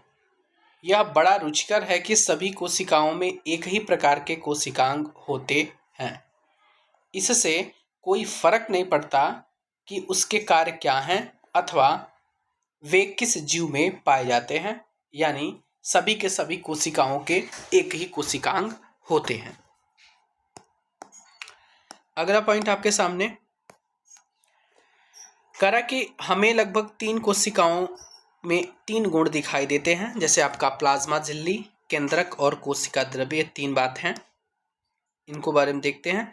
कोशिका के अंदर होने वाले समस्त क्रियाकलाप तथा उसकी बाह्य पर्यावरण से पारस्परिक क्रियाएं इन्हीं गुणों के कारण संभव होती है। यानी हम सूक्ष्मदर्शी से देखे हैं तो हमें कोशिका का अध्ययन किया है तो हमने 3 प्रकार की कोशिकाओं के गुण दिखाई दिए हैं। पहला है प्लाज्मा झिल्ली, केंद्रक और कोशिका द्रव्य, यानी किस कोशिकाओं में ये तीनों गुण विद्यमान होते हैं, कौन कौन से नहीं होते हैं। प्लाज्मा झिल्ली और कोशिका झिल्ली, यह कोशिका की सबसे बाहरी परत है जो कोशिका के घटकों को बाहरी पर्यावरण से अलग करती है। यानी प्लाज्मा झिल्ली कुछ पदार्थों को अंदर अथवा बाहर आने जाने देती है। यह अन्य पदार्थों को गति को भी रोकती है। कोशिका झिल्ली को इसलिए वर्णात्मक पारिगम्य झिल्ली का नाम देते हैं। यानी इनका काम आपने कहा बाहरी परत को रोकना, कोशिकाओं के बाहरी पर्यावरण से अलग करना, बाहर अंदर वाली चीज़ों को अंदर और बाहर आने जाने देती है ये, और ये पदार्थों की गति को भी वो रोकती हैं और कोशिका झिल्ली को इसलिए वर्णात्मक झिल्ली का नाम देते हैं। अगला पॉइंट, कुछ पदार्थ जैसे कार्बन डाइऑक्साइड अथवा ऑक्सीजन कोशिका झिल्ली के आर पार मिश्रण प्रक्रिया के द्वारा आ जा सकते हैं। पदार्थ की गति उच्च सांद्रता से निम्न सांद्रता की ओर होती है। ठीक है। अगला पॉइंट ध्यान दीजिएगा, कोशिका तथा बाह्य पर्यावरण में गैसों के आदान प्रदान में विसरण एक महत्वपूर्ण भूमिका निभाता है। जल भी विसरण के नियमों के अनुकूल व्यवहार करता है। जल के अणुओं की गति जब विभेदक वर्णात्मक कार्यक्रम में झिल्ली के द्वारा हो तो उसे हम परासरण कहते हैं। क्या कहते हैं? परासरण कहते हैं। प्लाज्मा झिल्ली से जल की गति जल में घुले पदार्थ की मात्रा के कारण भी प्रभावित होती हैं। इस प्रकार परासरण, ये बार बार गलत हो रहा है, परासरण की क्रिया में जल का नेट मिश्रण एक विभेदक वर्णात्मक पारगम्य खेती के द्वारा उच्च विलयन सांद्रता की ओर जाता है। पारगम्य झिल्ली होगा, ये झिल्ली के द्वारा उच्च सांद्रता की ओर जाता है। जल कोशिका झिल्ली के दोनों ओर आता जाता है, लेकिन जल की जो मात्रा अंदर गई उतनी ही मात्रा बाहर आ जाती है। इस प्रकार व्यापक रूप से जल की कोई गति नहीं हुई है, इसलिए कोशिका के माप में कोई परिवर्तन नहीं आएगा। यदि कोशिका के बाहर वाला विलयन अंदर के घोल से अधिक शांत रहे तो जल परासरण के द्वारा कोशिका के बाहर आ जाएगा और ऐसे विलयन को अति परासरण दाबी विलयन कहते हैं। अगला पॉइंट, परासरण इस प्रकार मिश्रण की एक विशिष्ट विधि है जिसमें वर्णात्मक झिल्ली द्वारा गति होती है। अंडे का कवच कैल्शियम कार्बोनेट का बना होता है। अगला पॉइंट, एक कोशिकीय अलवणीय जलीय जीवों तथा अधिकांश पादप कोशिकाएं परासरण के द्वारा जल ग्रहण करते हैं। पौधों के मूल द्वारा जल का अवशोषण परासरण का एक उदाहरण है। अगला पॉइंट, इस प्रकार कोशिका के जीवन में विसरण जल तथा गैसों के आदान प्रदान की प्रक्रिया में महत्वपूर्ण भूमिका निभाता है। इसके अतिरिक्त विसरण कोशिका को अपने बाहरी पर्यावरण से पोषण ग्रहण करने में सहायता करता है और कोशिका से विभिन्न अंगों का अंदर आना जाना, बाहर निकलना भी विसरण के द्वारा भी होता है। ये विसरण और परासरण से क्वेश्चन आपके बीपीएससी टीआरई में क्वेश्चन आए हुए हैं। इनको आप बिल्कुल नज़रअंदाज नहीं कर सकते हैं, उनको आप पढ़िए ध्यान से। अगला पॉइंट है, प्लाज्मा झिल्ली लचीली होती है और कार्बनिक अणु जैसे लिपिड तथा प्रोटीन की बनी होती है। ठीक है। कोशिका झिल्ली का लचीलापन एक कोशिकीय जीवन में कोशिका के बाहर पर्यावरण से अपना भोजन तथा अन्य पदार्थ ग्रहण करने में सहायता करता है और ऐसी प्रक्रिया को हम एंडोसाइटोसिस कहते हैं। अमीबा इसी के द्वारा अपना भोजन प्राप्त करता है। किसके? एंडोसाइटोसिस के द्वारा। अब हम बात करते हैं अमीबा के बारे में। अमीबा पादप कोशिकाओं में प्लाज्मा झिल्ली के अतिरिक्त कोशिका भित्ति भी होती है। ठीक है। पादप कोशिका भित्ति मुख्यतः सेलुलोज की बनी होती है। सेलुलोज एक बहुत जटिल पदार्थ है और यह पौधों को संरचनात्मक दृढ़ता प्रदान करता है। अगला पॉइंट, जब किसी पादप कोशिका में परासरण द्वारा पानी की हानि होती है तो कोशिका झिल्ली सहित आंतरिक पदार्थ संकुचित हो जाते हैं और इस घटना को जीव द्रव्य संकुचन कहते हैं। अगला पॉइंट, केवल जीवित कोशिकाओं में ही परासरण द्वारा जल अवशोषण की क्षमता होती है, न कि मृत्यु कोशिकाओं में। कोशिका भित्ति पौधों, कवक तथा बैक्टीरिया की कोशिकाओं को अपेक्षाकृत कम तनु विलयन यानी अल्प परासरण दाबी विलयन में बिना फटे बनाए रखती है। ऐसे माध्यम से कोशिका परासरण विधि के द्वारा पानी लेती है। कोशिका भित्ति के कारण पादप कोशिकाएं परिवर्तनीय माध्यम को जंतु कोशिकाएं की अपेक्षा आसानी से सहन कर सकती है। अब आते हैं हम केंद्रक के बारे में। देखिए, केंद्र के चारों ओर दोहरी परत का एक स्तर होता है जिसे हम केंद्रक झिल्ली कहते हैं। केंद्रक झिल्ली में छोटे छोटे छिद्र होते हैं। इन छिद्रों के द्वारा केंद्रक के अंदर का कोशिका द्रव्य केंद्रक के बाहर आ पाता है। केंद्रक में क्रोमोसोम होते हैं जो कोशिका विभाजन के समय छड़ आकार दिखाई पड़ते हैं। क्रोमोसोम में आनुवांशिक गुणों की जो सूचना होती है वह माता पिता से डीएनए अणु के रूप में अगली संतति में हो जाते हैं। अगला पॉइंट, क्रोमोसोम डीएनए तथा प्रोटीन के बने होते हैं।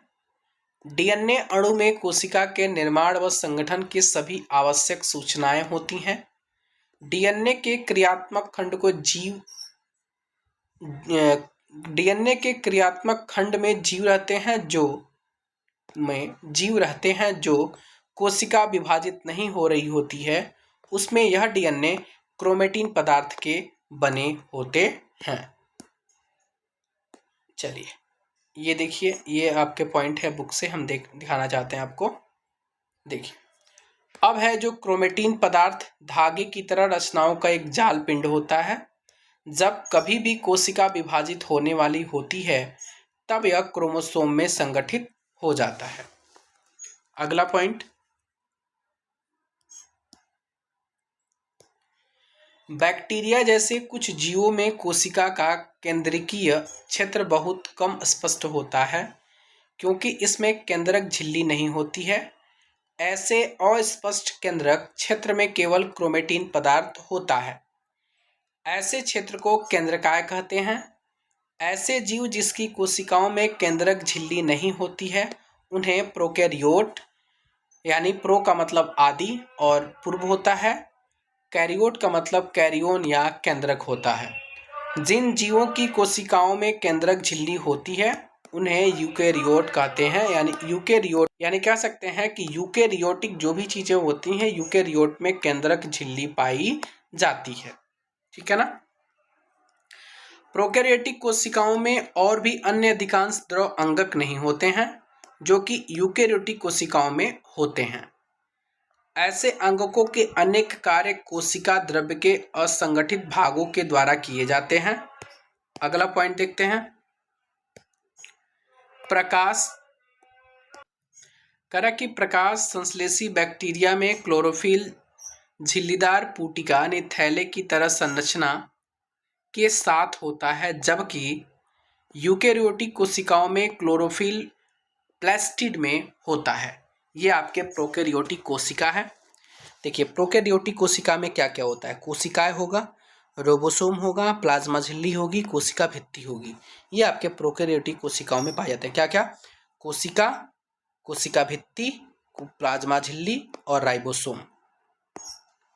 फिर अगला पॉइंट है कोशिका द्रव्य।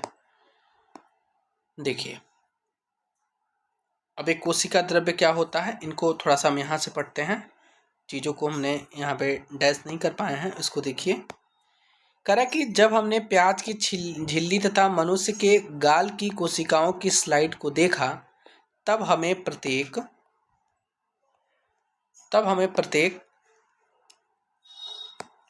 कोशिका में एक बड़ा क्षेत्र दिखा जो कोशिका झिल्ली से घिरा हुआ था।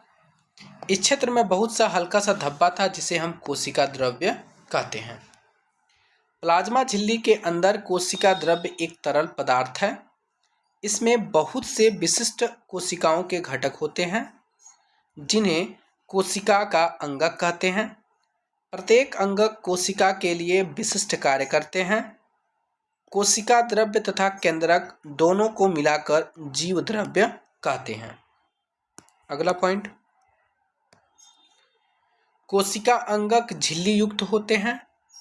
प्रोकैरियोटिक कोशिकाओं में वास्तविक केंद्रक के अतिरिक्त झिल्ली युक्त अंगक भी नहीं होते। जबकि यूकेरियोटिक कोशिकाओं में केंद्रकीय झिल्ली तथा झिल्ली युक्त अंगक होते हैं। अगला पॉइंट है, वायरस में किसी भी प्रकार की झिल्ली नहीं होती है और इसमें जीवन के गुण तब तक लक्षित नहीं होते तब तक कि यह किसी सजीव के शरीर में प्रविष्ट करके कोशिका की मशीनरी का उपयोग कर अपना बहुगुणन नहीं कर लेता है। अगला पॉइंट, ये आपके प्रोकैरियोटिक कोशिका है और यूकेरियोटिक कोशिकाओं में कुछ डिफरेंस दिए गए हैं।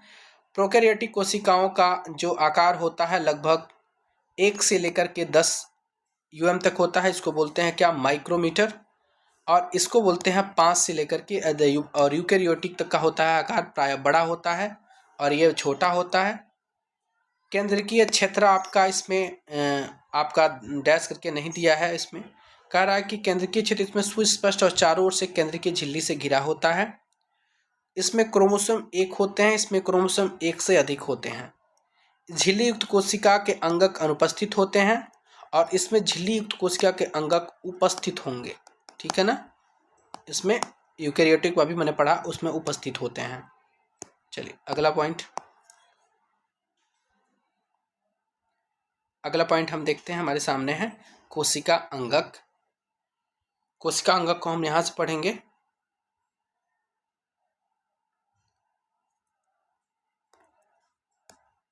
करा कि अंतःद्रव्य जालिका, गाल्जी उपकरण, लाइसोसोम, माइटोकॉन्ड्रिया, प्लास्टिड कोशिका अंगकों के महत्वपूर्ण उदाहरण है जिन पर हम विचार करेंगे। चलिए अगला पॉइंट है, हम अंतर्द्रव्य जालिका जिसको हम एंडोप्लाज्मिक रेटिकुलम का नाम देते हैं, इनके बारे में पढ़ते हैं। अंतर्द्रव्य जालिका, इसको थोड़ा सा हम बड़ा कर लेते हैं, अच्छे से दिखेगा। हाँ ठीक है। अंतर्द्रव्य जालिका झिल्ली युक्त नलिकाओं तथा सीट का एक बहुत बड़ा तंत्र है। ये लंबी नलिका अथवा गोल या आयताकार थैलों की तरह दिखाई देती है। अंतर्द्रव्य जालिका की रचना भी प्लाज्मा झिल्ली के समरूप होती है। अंतर्द्रव्य जालिका 2 प्रकार की होती है। एक खुरदुरी अंतर्द्रव्य जालिका होती है जिसको हम रफ एंडोप्लाज्मिक रेटिकुलम का नाम देते हैं। चिकनी अंतर्द्रव्य जालिका दूसरी होती है जिसको हम सॉफ्ट एंडोप्लाज्मिक रेटिकुलम का नाम देते हैं। RER सूक्ष्मदर्शी से देखने पर खुरदुरी दिखाई पड़ती हैं क्योंकि इस पर राइबोसोम लगे होते हैं। खुरदुरी दिखाई देने का मतलब क्या होगा, इस पर राइबोसोम लगे होते हैं। राइबोसोम पर प्रोटीन संश्लेषित होती है। RER तैयार प्रोटीन को आवश्यकता अनुसार ER के द्वारा अन्य भागों में भेज देता है और जो सॉफ्ट एंडोप्लाज्मिक रेटिकुलम है वो वसा अथवा लिपिड अणुओं के बनाने में सहायता करती है। उसके बाद है कि यह कोशिका क्रिया के लिए बहुत महत्वपूर्ण है। कुछ प्रोटीन तथा वसा कोशिका झिल्ली को बनाने में सहायता करते हैं। इस प्रक्रिया को झिल्ली जीवात जनन कहते हैं। ठीक है ना। अगला पॉइंट, कुछ अन्य प्रोटीन वसा एंजाइम हार्मोन की भांति कार्य करते हैं। यद्यपि विभिन्न कोशिकाओं में ER भिन्न भिन्न रूपों में दिखाई देती है परंतु सदैव एक जालिका तंत्र का निर्माण करती है। अगला पॉइंट हम देखते हैं, ये आपकी जंतु कोशिका है। जंतु कोशिका में क्या क्या पाया जाता है, सारा चीज आपका दिया हुआ है। पॉइंट हम देखते हैं, इस प्रकार ER का एक कार्य कोशिका द्रव्य के विभिन्न क्षेत्रों के मध्य अथवा कोशिका द्रव्य के विभिन्न क्षेत्रों तथा केंद्रक के मध्य पदार्थों मुख्यतः प्रोटीन के परिवहन के लिए नलिका के रूप में कार्य करना है। अगला पॉइंट देखेंगे हम गाल्जी उपकरण के बारे में। अगला पॉइंट आपके सामने है गाल्जी उपकरण। कह रहा है कि कैमिलो गाल्जी के द्वारा वर्णित गाल्जी उपकरण झिल्ली युक्त चपटी पुटिकाओं का एक तंत्र है जो एक दूसरे के ऊपर समांतर रूप से सजी रहती हैं, जिन्हें कुंडिका कहते हैं। क्या कहते हैं उनको? कुंडिका कहते हैं। इन झिल्लियों का संपर्क ER झिल्लियों से होता है, इसलिए जटिल कोशिकीय झिल्ली तंत्र के दूसरे भाग को बनाती है। ये आपके पादप कोशिकाएं हैं। इनमें संबंधित जो भी सारी चीजें हैं वो आपको दिखाया गया है फिगर में। चलिए हमको हमारा मकसद है कि जो ज़्यादा इम्पोर्टेंट है एग्ज़ाम में डायरेक्टली क्वेश्चन फंसने वाले हैं, मैं ज़्यादा एक्सप्लेनेशन करने की ज़रूरत को ना समझते हुए आपको पता कि आपको डायरेक्ट आपके एग्ज़ाम आपके बुक से मिले हुए हैं, तो इसलिए मैं सारे पॉइंट पॉइंट को आपको बता दे रहा हूँ कि ये चीज़ें आपके दिमाग पे सेट होती चली जाएं। ईआर में संश्लेषित पदार्थ गाल्जी उपकरण में पैक किए जाते हैं और उन्हें कोशिका के बाहर तथा अंदर विभिन्न क्षेत्रों में भेज दिया जाता है। उसके बाद है कि गाल्जी उपकरण के द्वारा लाइबोसोम को भी बनाया जाता है। अब आते हैं हम लाइसोसोम, जो कि एग्जाम में कई बार पूछता आता है। यदि हम संरचनात्मक दृष्टि से देखें तो लाइसोसोम में झिल्ली से घिरी हुई एक संरचना होती है जिसमें पाचक एंजाइम होते हैं और वो रार ई आर एंजाइमों से बने होते हैं। यानी रफ एंडोप्लाज्मिक रिएक्शन रेटिकुलम से आपके क्या होते हैं, लाइसोसोम बने होते हैं। लाइसोसोम कोशिका का अपशिष्ट निपटाने वाला तंत्र है। कोशिका के अपशिष्टों को निपटाने वाला तंत्र क्या है, राइबोसोम है, लाइसोसोम है। ये बाहरी पदार्थ और कोशिका अंगकों के टूटे फूटे भागों को पाचित करके कोशिका को साफ रखता है। ठीक है। कोशिका के अंदर आने वाले बाहरी पदार्थ जैसे बैक्टीरिया, भोजन तथा पुराने अंगक लाइसोसोम में चले जाते हैं, जो उन्हें छोटे छोटे टुकड़ों में तोड़ देते हैं। लाइसोसोम में बहुत शक्तिशाली पाचनकारी एंजाइम होते हैं जो ये जटिल पदार्थ होते हैं उनको सरल पदार्थों में तोड़ देते हैं। ये कोशिकीय चयापचय यानी मेटाबॉलिज्म में व्यवधान के कारण जब कोशिका क्षतिग्रस्त या मृत हो जाती है तो लाइसोसोम फट जाते हैं और एंजाइम अपनी कोशिकाओं को पाचित कर देते हैं। इसलिए लाइसोसोम को कोशिका की आत्मघाती शैली भी कहा जाता है। ये आपने देखा भी है और सुना भी है। ये आपके बहुत सारे एग्जामों में भी आ चुका है। आत्मघाती शैली किसको बोलते हैं, लाइसोसोम को बोलते हैं। इनके बारे में इतनी पढ़ने की ज़रूरत नहीं है, इसलिए मैंने ज़्यादा इंपॉर्टेंट नहीं दिया है इसको। अब हम पढ़ते हैं माइटोकॉन्ड्रिया। माइटोकॉन्ड्रिया देखिए, करा कि माइटोकॉन्ड्रिया कोशिका का एक बिजली घर है। क्या है, माइटोकॉन्ड्रिया कोशिका का बिजली घर है। माइटोकॉन्ड्रिया दोहरी झिल्ली की बनी होती है। बाहरी झिल्ली छिद्रित होती है, भीतरी झिल्ली बहुत अधिक वलित होती है। ये वाला एटीपी बनाने वाले रासायनिक क्रियाओं के क्षेत्र को बड़ा बनाती हैं। जीवन के लिए आवश्यक विभिन्न रासायनिक क्रियाओं को करने के लिए माइटोकॉन्ड्रिया ने एटीपी एडिनोसिन ट्राइफॉस्फेट, जिसका फुल फॉर्म है, के रूप में ऊर्जा प्रदान करते हैं। एटीपी कोशिका की ऊर्जा है और शरीर नए रासायनिक यौगिकों को बनाने और यांत्रिक कार्य करने के लिए एटीपी में संचित ऊर्जा का उपयोग करता है। ये इंपॉर्टेंट पॉइंट है। एटीपी का काम ऊर्जा का है। एटीपी का मतलब क्या है, एक कोशिका को ऊर्जा प्रदान करती है एटीपी यानी एडिनो ट्राइफॉस्फेट के फॉर्म में। माइटोकॉन्ड्रिया बहुत अद्भुत अंगक है क्योंकि इसमें अपना एक डीएनए होता है और राइबोसोम भी होता है। अतः माइटोकॉन्ड्रिया अपना कुछ प्रोटीन स्वयं बना लेते हैं। यानी माइटोकॉन्ड्रिया एडिनो ट्राइफॉस्फेट के रूप में कोशिका में ऊर्जा प्रदान करता है। ये इंपॉर्टेंट पॉइंट है इसका। प्लास्टिड के बारे में पढ़ते हैं। प्लास्टिड केवल पादप कोशिकाओं में स्थित होते हैं। प्लास्टिड दो प्रकार के होते हैं। पहला होता है क्रोमोप्लास्ट, जो कि रंगीन प्लास्टिक होती है। दूसरा होता है ल्यूकोप्लास्ट, जो कि श्वेत और रंगहीन प्लास्टिड होती है। जिस क्रोमोप्लास्ट में क्लोरोफिल वर्णक होता है उसे क्लोरोप्लास्ट कहते हैं। पौधों में क्लोरोप्लास्ट प्रकाश संश्लेषण के लिए बहुत आवश्यक है। क्लोरोप्लास्ट में क्लोरोफिल के अतिरिक्त विभिन्न पीले अथवा नारंगी रंग के वर्णक भी होते हैं। ल्यूकोप्लास्ट प्राथमिक रूप में अंगक हैं जिसमें स्टार्च, तेल तथा प्रोटीन जैसे पदार्थ संचित होते हैं। क्लोरोप्लास्ट की भीतरी रचना में बहुत सी झिल्ली वाली परतें होती हैं जो स्ट्रोमा में स्थित होती हैं। प्लास्टिड बाह्य रचना में माइटोकॉन्ड्रिया की तरह होते हैं। माइटोकॉन्ड्रिया की तरह प्लास्टिड में भी अपना डीएनए और राइबोसोम होते हैं। अगला पॉइंट है रसधानियां।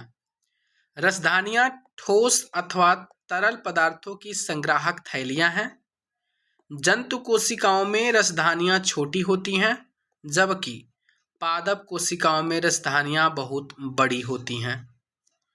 कुछ पौधों की कोशिकाओं की केंद्रीय रसधानी की माप कोशिका के आयतन का 50 से लगभग 90% तक होता है। अगला पॉइंट है, पादप कोशिकाओं की रसधानियों में कोशिका द्रव्य भरा होता है और ये कोशिकाओं को स्फीति तथा कठोरता प्रदान करती है। पौधों के लिए आवश्यक बहुत से पदार्थ रसधानी में स्थित होते हैं। ये अमीनो अम्ल, शर्करा, विभिन्न कार्बनिक अम्ल तथा कुछ प्रोटीन होते हैं। कुछ एककोशिकीय जीवों में विशिष्ट रसधानियां अतिरिक्त जल, कुछ अपशिष्ट पदार्थों को शरीर से बाहर निकालने वाले महत्वपूर्ण भूमिका निभाती है। ये पॉइंट याद रखिएगा। रसधानी का काम यही है कि जो विशिष्ट रूप से आपके रसधानियां हैं, उसको जो अभी आप उसमें अतिरिक्त जल हैं, कुछ अपशिष्ट पदार्थ हैं, उनको शरीर से बाहर निकालने का काम रसधानियों का है। अगला पॉइंट है, कोशिका सजीवों की एक मूलभूत संरचनात्मक इकाई है या जीवन की एक मूलभूत क्रियात्मक इकाई भी है। संरचनात्मक इकाई के साथ साथ मूलभूत क्रियात्मक इकाई भी इसको कहते हैं। अगला पॉइंट, जीवधारियों में वृद्धि हेतु नई कोशिकाएं बनती हैं, जिससे पुराने मृत एवं क्षतिग्रस्त कोशिकाओं का प्रतिस्थापन और प्रजनन हेतु युग्मक बनते हैं। नई कोशिकाओं के बनने की प्रक्रिया को कोशिका विभाजन कहते हैं। सूत्री विभाजन और अर्धसूत्री विभाजन नामक दो प्रकार की प्रमुख कोशिका विभाजन की प्रक्रिया है। ठीक है ना।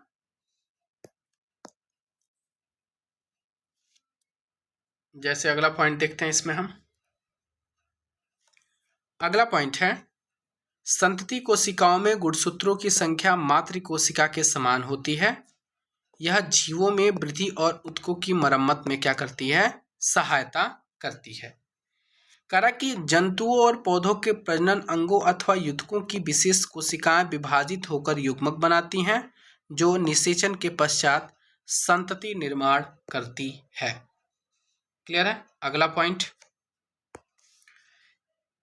करा कि यह एक अलग प्रकार का विभाजन है जिसे हम अर्धसूत्रण कहते हैं, जिसमें दो विभाजन होते हैं।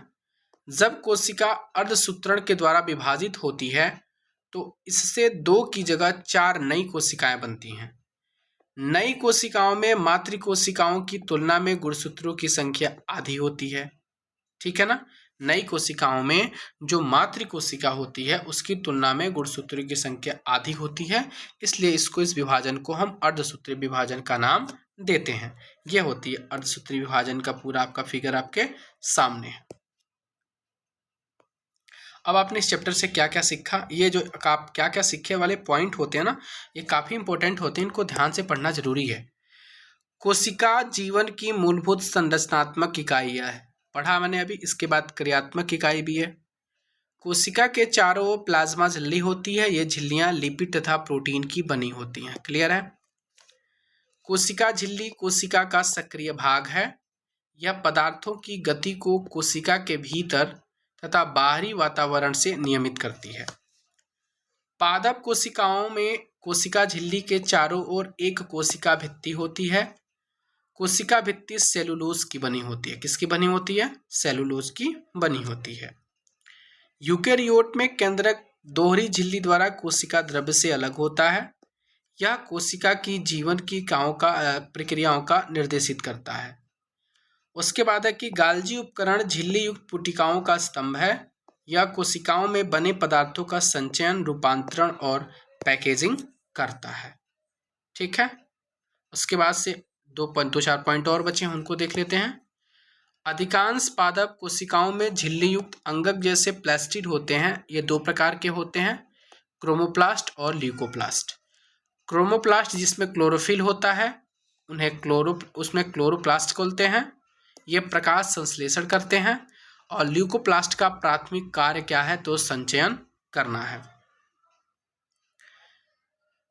देखिए यही पॉइंट हम पढ़ रहे थे कि अधिकांश परिपक्व पादप कोशिकाओं में एक बड़ी केंद्रीय रसधानी होती है।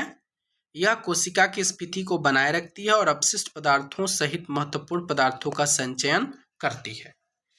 प्रोकैरियोटिक कोशिकाओं में कोई भी झिल्ली युक्त अंगक नहीं होता है, यूकैरियोटिक में होता है। उनके क्रोमोसोम के स्थान पर न्यूक्लिक अम्ल होता है। उनमें केवल छोटे राइबोसोम अंगक के रूप में होते हैं। जीवधारियों में कायिक वृद्धि होती कोशिकाएं विभाजित होती हैं। क्लियर है? चलिए अब आते हैं हम चैप्टर नंबर 6 के तरफ। जो चैप्टर नंबर 6 है बहुत ज़्यादा इंपॉर्टेंट है। ऊतक, देखिए मैं केमिस्ट्री और बायो का सेक्शन करा रहा हूँ। ये कंप्लीट हो जाने के बाद से जो बचे हुए चैप्टर हैं सबके सब फिजिक्स के पार्ट हैं, वो एक साथ मिल जाएगी वीडियो आपको। आप चैप्टर नंबर 6 तक यहाँ तक कंप्लीट कर लिए हैं तो 2 वीडियो में आई है वीडियो, 2 पार्ट में। पहला पार्ट अपलोडेड है, जाके देख सकते हैं। दूसरा पार्ट आज अपलोड होगा। ठीक है, चलिए स्टार्ट करते हैं चैप्टर नंबर 6 को। चैप्टर नंबर 6 टिश्यू है, ऊतक, जिसका पहला पॉइंट आपके सामने। अमीबा में एक कोशिका द्वारा गति भोजन लेने की क्रिया गैस विभिन्न में उत्सर्जन क्रिया संपन्न की जाती है। रक्त फ्लोएम तथा पेशी ऊतक के उदाहरण हैं। पौधे स्थिर होते हैं, वह गति नहीं करते क्योंकि उन्हें सीधा खड़ा होना होता है, अतः उनमें बड़ी मात्रा में सहारा प्रदान करने वाले ऊतक होते हैं। यह सहारा प्रदान करने वाले ऊतक प्रायः मृत कोशिकाओं के बने होते हैं। उसके बाद पॉइंट है कि वृद्धि अथवा विभज्योतक तथा स्थायी ऊतक होते हैं। 3 प्रकार के ऊतक हैं, वृद्धि ऊतक, विभज्योतक ऊतक और अस्थायी ऊतक। जंतुओं में कोशिका वृद्धि अधिक एक रूप होती है तथा जंतुओं में विभाजित तथा और विभाजित क्षेत्र की कोई निश्चित सीमा नहीं होती है। अगला पॉइंट है पादप ऊतक के बारे में पढ़ेंगे, जिसमें पहला पॉइंट है विभज्योतक। पौधों में वृद्धि कुछ निश्चित क्षेत्र में ही होती है। ऐसा विभाजित ऊतकों के उन भागों में पाए जाने के कारण होता है। ऐसे ऊतकों को विभज्योतक भी कहा जाता है। यह विभज्योतक किस भाग में स्थित है? विभज्योतक की उपस्थिति वाले क्षेत्रों के आधार पर इन्हें शीर्षस्थ कैम्बियम या अंतर्विष्ट भागों में वर्गीकृत किया जाता है। ये आपके पार्ट हैं, इनको ध्यान से पढ़िए। ये आपके किसी पौधे की विभज्योतक की स्थिति है, उनके बारे में देखिएगा। सबसे ऊपर वाला पार्ट शीर्षस्थ विभज्योतक, ये आपके अंतर्विष्टी विभज्योतक जो तना होता है, और नीचे का जो जड़ होता है वो पार्श्व विभज्योतक का काम करता है। ठीक है ना? लेकिन जैसे जैसे ये बढ़ती परिपक्व होती है, उनके गुण में धीरे धीरे परिवर्तन होता है और एक दूसरे घटकों के रूप में विभाजित होती है, जो आपके सामने दिया गया है। पॉइंट आपके सामने है कि प्ररोह के शीर्षस्थ विभज्योतक जड़ों और तनों की वृद्धि वाले भाग में विद्यमान रहते हैं तथा वह इनकी लंबाई में वृद्धि करता है। तने की वृद्धि या मूल में वृद्धि पार्श्व विभज्योतक यानी कैम्बियम के कारण होती है। यानी तने की वृद्धि, डायरेक्ट एग्जाम में क्वेश्चन आ सकता है कि तने की वृद्धि या मूल में वृद्धि किस विभज्योतक के कारण होती है, तो कैम्बियम के कारण, जिसको हम पार्श्व विभज्योतक का नाम देते हैं। फिर अगला पॉइंट आपके सामने कर रहा है, अगला पॉइंट कि अंतर्विष्टी विभज्योतक कुछ पौधों में पर्व संधियों के पास होते हैं। फिर पॉइंट है आपका कि विभज्योतक की कोशिकाएं अत्यधिक क्रियाशील होती हैं, उनके पास बहुत अधिक कोशिका द्रव्य होती है, पतली कोशिका भित्ति होती है और स्पष्ट केंद्रक होते हैं, और उनके पास रसधानियां नहीं होती हैं। क्लियर है ना? अगला पॉइंट देखते हैं अस्थायी ऊतक के बारे में। हम करा कि विभज्योतक द्वारा बनी कोशिकाओं का क्या होता है, यह एक विशिष्ट कार्य करती है और विभाजित होने की शक्ति को खो देती है, जिसके फलस्वरूप ये अस्थायी ऊतक का निर्माण करती है। अगला पॉइंट है, ये आपके पॉइंट दिए हुए हैं। आपके तने का सेक्शन को, नीचे वाले पार्ट को काटने के बाद से ये तने को एक कोई बड़ा पौधा है, ये पौधा है, उनको काट दिया गया, तो ये वाला पार्ट है। उस वाले पार्ट में अलग अलग पार्टों की क्या क्या कौन कौन सी पार्ट हैं उनको दिया गया। सबसे ऊपर वाला पार्ट एपिडर्मिस कहलाता है, उसके नीचे हाइपोडर्मिस होता है, कॉर्टेक्स तीसरे नंबर पर होता है, कॉर्टेक्स के नीचे आपका एंडोडर्मिस होता है, पेरीसाइकिल होता है ये phloem, cambium, metabolism, protoxylem, metaxylem होता है। इस प्रकार के अलग अलग पार्ट हैं आपके पौधों के, ये जो तने के सेक्शन पार्ट होते हैं उनके। उसके बाद आते हैं, हम बात करते हैं सरल अस्थायी ऊतक के बारे में।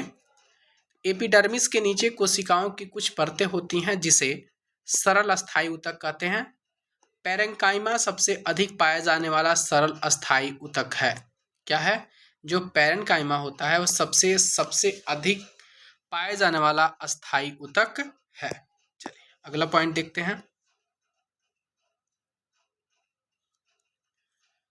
पॉइंट कहता है कि कुछ पैरेन्काइमा ऊतकों में क्लोरोफिल पाया जाता है जिसके कारण प्रकाश संश्लेषण की क्रिया संपन्न होती है।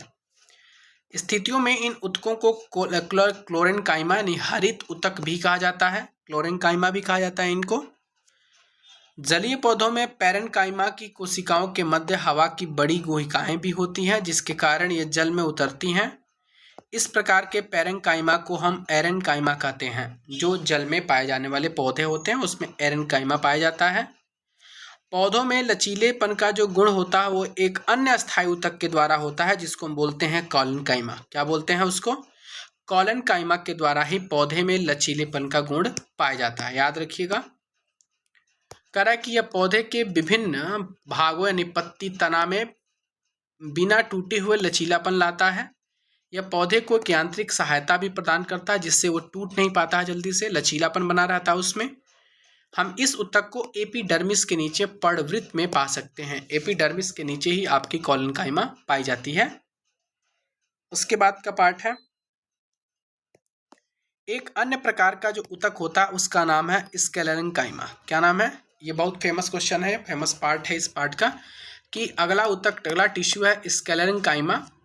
यह ऊतक पौधे को कठोर और मजबूती प्रदान करता है। जैसे वो लचीलापन, इसके लचीलापन कौन सा प्रदान कर रहा था? लचीलापन आपका क्या पार्ट, कौन सा पार्ट था? कॉलेनकाइमा। तो वैसे ही कठोर प्रदान करने के लिए स्क्लेरेन्काइमा है। उसमें मैंने देखा कि हमने नारियल के रेशे छिलके देखे हैं, ये स्क्लेरेन्काइमा ऊतक का बना होता है। ठीक है। इस ऊतक की कोशिकाएं क्या होती हैं? तो मृत होती हैं। ये लंबी और पतली होती है। किसकी? ऊतक की भित्ति लिग्निन के कारण मोटी होती है। मोटी होने का रीजन क्या है? उसमें लिग्निन पाया जाता है और मृत कोशिकाएं होती हैं। और ये किसी भी चीज को उसमें क्या करता है? कठोर, पौधों को मजबूती और कठोर प्रदान करने वाले ऊतक का नाम क्या है? उसका नाम है स्क्लेरेन्काइमा। ठीक है ना। अब कॉलेनकाइमा का है लचीलापन प्रदान करना है। ये मोटी होती हैं और इनके बीच में कोई भी आंतरिक स्थान नहीं होता है। ठीक है। चलिए अगला पॉइंट, इस पॉइंट को हम देखते हैं कि वो डैश है, उसी को देखना है आपको। वह कोशिका की सबसे बाहरी परत एपिडर्मिस है। देखा मैंने, एपिडर्मिस प्राय कोशिकाओं के, अच्छा एक सेकंड रुक जाइए, बड़ा कर लेते हैं इसको। हाँ, एपिडर्मिस प्राय कोशिकाओं के एक परत की बनी होती है। शुष्क स्थानों पर मिलने वाले पादपों में एपिडर्मिस मोटी हो सकती है जो जल के क्षय से बचाव हेतु महत्वपूर्ण है। पौधों की पूरी तरह एपिडर्मिस ढकी रहती है। यह पौधे के सभी भागों की रक्षा करती है। ठीक है ना। अगला पॉइंट, एपिडर्मल कोशिका पौधे की बाह्य सतह पर प्रायः एक मोम जैसी जल प्रतिरोधी परत बनाती है। यह पॉइंट भी इंपॉर्टेंट है। जो एपिडर्मल कोशिकाएं होती है ना, और पौधों के बाहरी सतह पर एक मोम जैसी प्रतिरोधी परत बनाती है। यह जल क्षय के विरुद्ध यांत्रिक आघात और परजीवी कवक की कोशिकाओं के पौधों की रक्षा करती है। ठीक है ना। अगला पॉइंट, क्योंकि एपिडर्मल कोशिकाओं का उत्तरदायित्व रक्षा करने का है। रक्षा करने का काम किसका है? तो एपिडर्मल कोशिकाओं का है। अतः इसकी कोशिकाएं बिना किसी अंतरकोशिकीय स्थान के अछिन्न परत बनाती है। अधिकांश एपिडर्मल कोशिकाएं अपेक्षाकृत चपटी होती हैं। सामान्यतः उनकी बाह्य तथा पार्श्व भित्तियां उनकी आंतरिक भित्तियों से क्या होती है? मोटी होती है। अगला पॉइंट है, पत्ती की एपिडर्मिस में हम छोटे छोटे छिद्रों को देख सकते हैं। इन छिद्रों को हम स्टोमेटा कहते हैं और पता है इन स्टोमेटा के द्वारा ऑक्सीजन कार्बन डाइऑक्साइड का रूपांतरण पौधों को भी होता है। स्टोमेटा के दो वृक्क के आकार की कोशिकाएं घेरे रहती हैं जिन्हें रच्छी कोशिकाएं कहते हैं। ये कोशिकाएं वायुमंडल से गैसों का आदान प्रदान करने के लिए आवश्यक हैं। वाष्पोत्सर्जन यानी वाष्प रूप में पानी का निकलना की क्रिया भी स्टोमेटा के द्वारा ही होता है। जो गैसों का आदान प्रदान है यानी वाष्पोत्सर्जन का क्रिया पौधे में जो स्टोमेटा पाया जाता है, जो छोटे छोटे छिद्र होते हैं, उनके ही द्वारा संपन्न की जाती है। अगला पॉइंट है कि मरुस्थलीय पौधे की बाहरी सतह वाले एपिडर्मिस में क्यूटीन, क्या है ये? क्यूटीन एक जल अवरोधक रासायनिक पदार्थ का लेप लगा रहता है। यानी क्यूटीन का काम क्या है? ये जल अवरोधक का काम किया। यही पार्ट आपको क्या करता है? इनको जल अवरोधक का काम करता है और इसका लेप लगा होता है, जिससे मरुस्थलीय पौधों को ज्यादा पानी की आवश्यकता नहीं पड़ती है। अगला पॉइंट, वायु की आयु बढ़ती है, इसके बाह्य सुरक्षात्मक ऊतकों में कुछ परिवर्तन होता है। द्वितीयक विभेद्योतक की एक पट्टी जो कार्टेक्स में होती है, कार्क नामक कोशिकाओं की परतों को बनाती है। इन छालों की कोशिकाएं मृत होती हैं। ये बिना अंतःकोशिकीय स्थानों के व्यवस्थित होती हैं। इनकी भित्ति पर सुबरीन नामक पदार्थ होता है जो इन छालों को हवा और पानी के लिए अभेद बनाता है। क्यूटीन नाम के पौधे मरुस्थलीय पौधों का लेप होता है, और सुबेरिन नाम की जो सुबेरिन होता है, कोई भी पेड़ पौधे के ऊपर जो छाल होते हैं ना, छाल में सुबेरिन नाम का एक पदार्थ पाया जाता है जो उन पूरे पेड़ को हवा और पानी के लिए अभेद बनाता है। ठीक है ना। अगला पॉइंट आपके सामने, अगला पॉइंट है जटिल ऊतक। चलिए इसको थोड़ा सा हम बड़ा कर लेते हैं। जटिल ऊतक एक से अधिक प्रकार की कोशिकाओं से मिलकर बने होते हैं।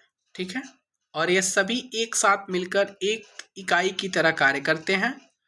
जाइलम और फ्लोएम भी इसी प्रकार के जटिल ऊतकों के उदाहरण हैं। यानी जाइलम और फ्लोएम किसके उदाहरण हैं? जटिल ऊतक के उदाहरण।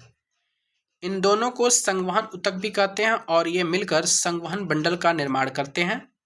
संवहन ऊतक जटिल पौधों की विशेषता है जो कि उनको स्थलीय वातावरण में रहने के लिए अनुकूल बनाती है। अगला पॉइंट, जाइलम ट्रैकिड वाहिका, जाइलम पेरेन्काइमा और जाइलम फाइबर रेशे से मिलकर के बना होता है। ट्रैकिड और वाहिका की कोशिका भित्ति मोटी होती है और इनमें से कई परिपक्व कोशिकाएं मृत होती हैं। ट्रैकिड और वाहिकाओं की संरचना नलिकाकार होती है। इनके द्वारा पानी और खनिज लवण का ऊर्ध्वाधर संवहन होता है। पेरेन्काइमा भोजन का संग्रह करता है। जाइलम फाइबर रेशे मुख्यतः सहारा देने का कार्य करते हैं। फ्लोएम 5 प्रकार के अवयवों चालनी कोशिकाएं, चालनी नलिका, साथी कोशिकाएं, फ्लोएम पेरेन्काइमा, फ्लोएम रेशों से मिलकर के बना होता है। फ्लोएम 5 प्रकार के अवयव हैं, चालनी कोशिकाएं हैं, चालनी नलिका है, साथी कोशिकाएं हैं, फ्लोएम पेरेन्काइमा है और फ्लोएम रेशे। इन सभी से मिलकर के क्या होता है? ये बना होता है। कौन? फ्लोएम। ध्यान दीजिएगा। चालनी नलिका छिद्रित भित्ति वाला तथा नलिकाकार कोशिका होती है। फ्लोएम पत्तियों से भोजन को पौधे के विभिन्न भागों तक पहुंचाता है। फ्लोएम रेशों को छोड़ करके फ्लोएम कोशिकाएं जीवित कोशिकाएं होती हैं। चलिए अगला पॉइंट,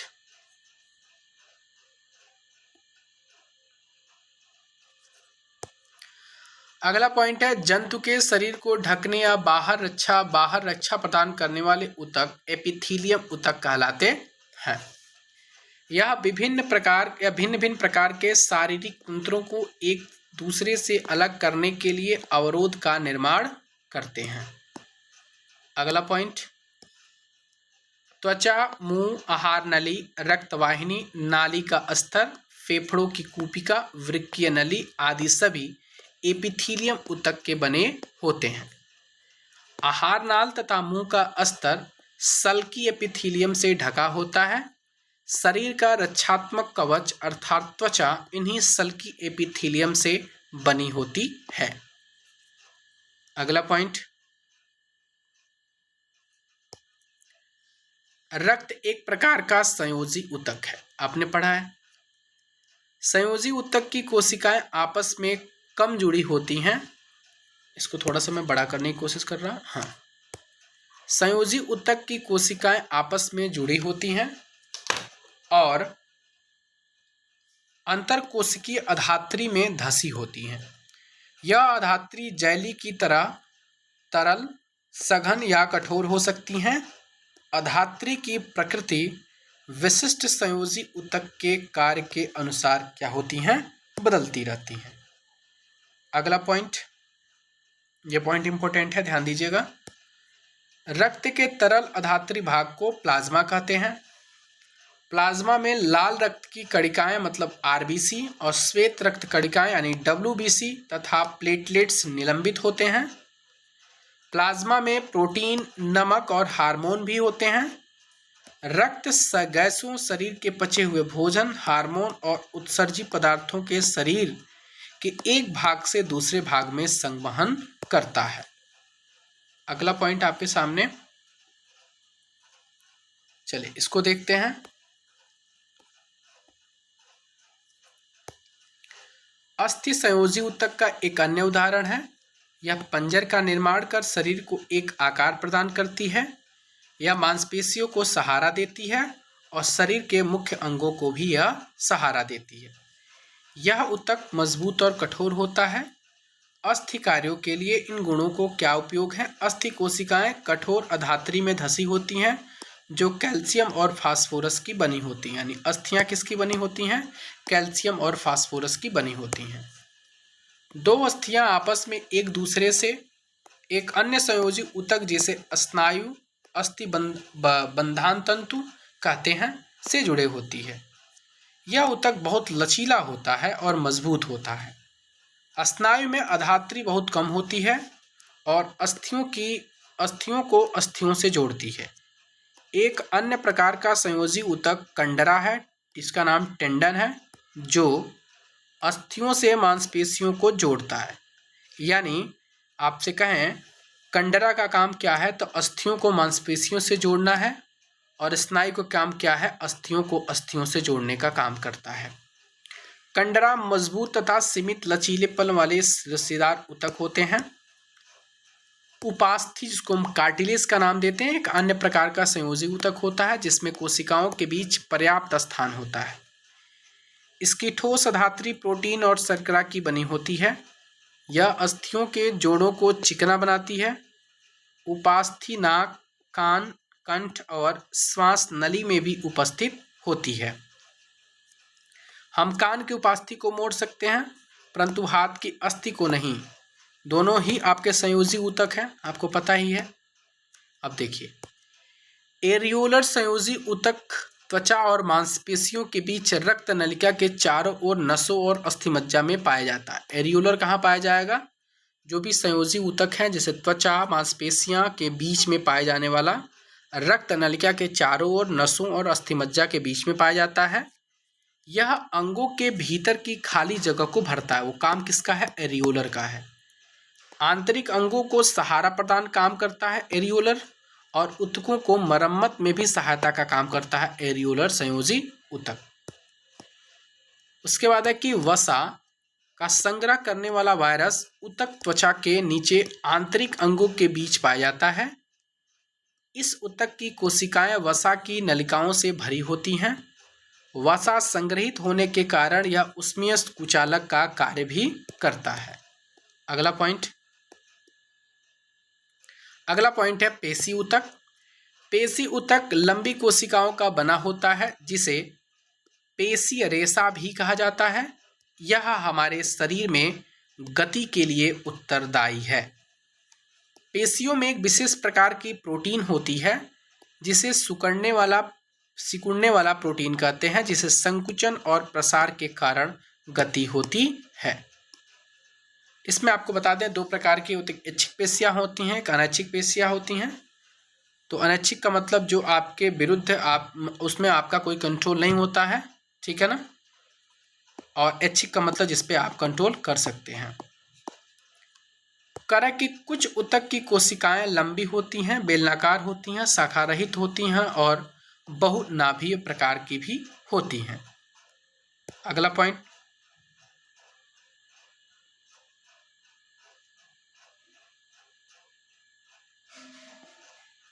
चलिए यहाँ से पॉइंट है कुछ देख लेते हैं।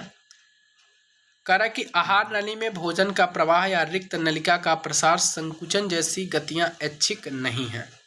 इन गतियों को हम स्वयं संचालित नहीं कर सकते हैं, अर्थात हम गतियों को इच्छा के अनुसार प्रारंभ या बंद नहीं कर सकते, जैसे हमारा श्वास का चलना, ये हमारी अनैच्छिक गतिविधि के अंतर्गत आती है। चिकनी पेशियां अथवा अनैच्छिक पेशियां इसकी गति को नियंत्रित करती हैं। ये आंख की पलक, मूत्रवाहिनी, फेफड़ों की श्वसनी में पाया जाता है। करा की कोशिकाएं लंबी और इनका आखिरी सिरा नुकीला होता है। ये एक केंद्रकीय होती हैं और इनको आरेखित पेशी भी कहा जाता है। इनका नाम आरेखित क्यों है आपको पता है। हृदय की, अब देखिए क्यों है उनके बारे में पढ़ते हैं। हृदय की पेशियां जीवन भर लयबद्ध होकर प्रसार एवं संकुचन करती हैं। इन अनैच्छिक पेशियों को कार्डिक पेशी भी कहा जाता है। यानी 2 प्रकार की हो गई, 3 प्रकार की पेशियां हो गई, एक ऐच्छिक, एक अनैच्छिक और एक कार्डिक। हृदय की पेशी कोशिकाएं बेलनाकार होती हैं, शाखाओं वाली होती हैं और एक केंद्र की होती हैं। ठीक है ना। अगला पॉइंट आपके सामने है।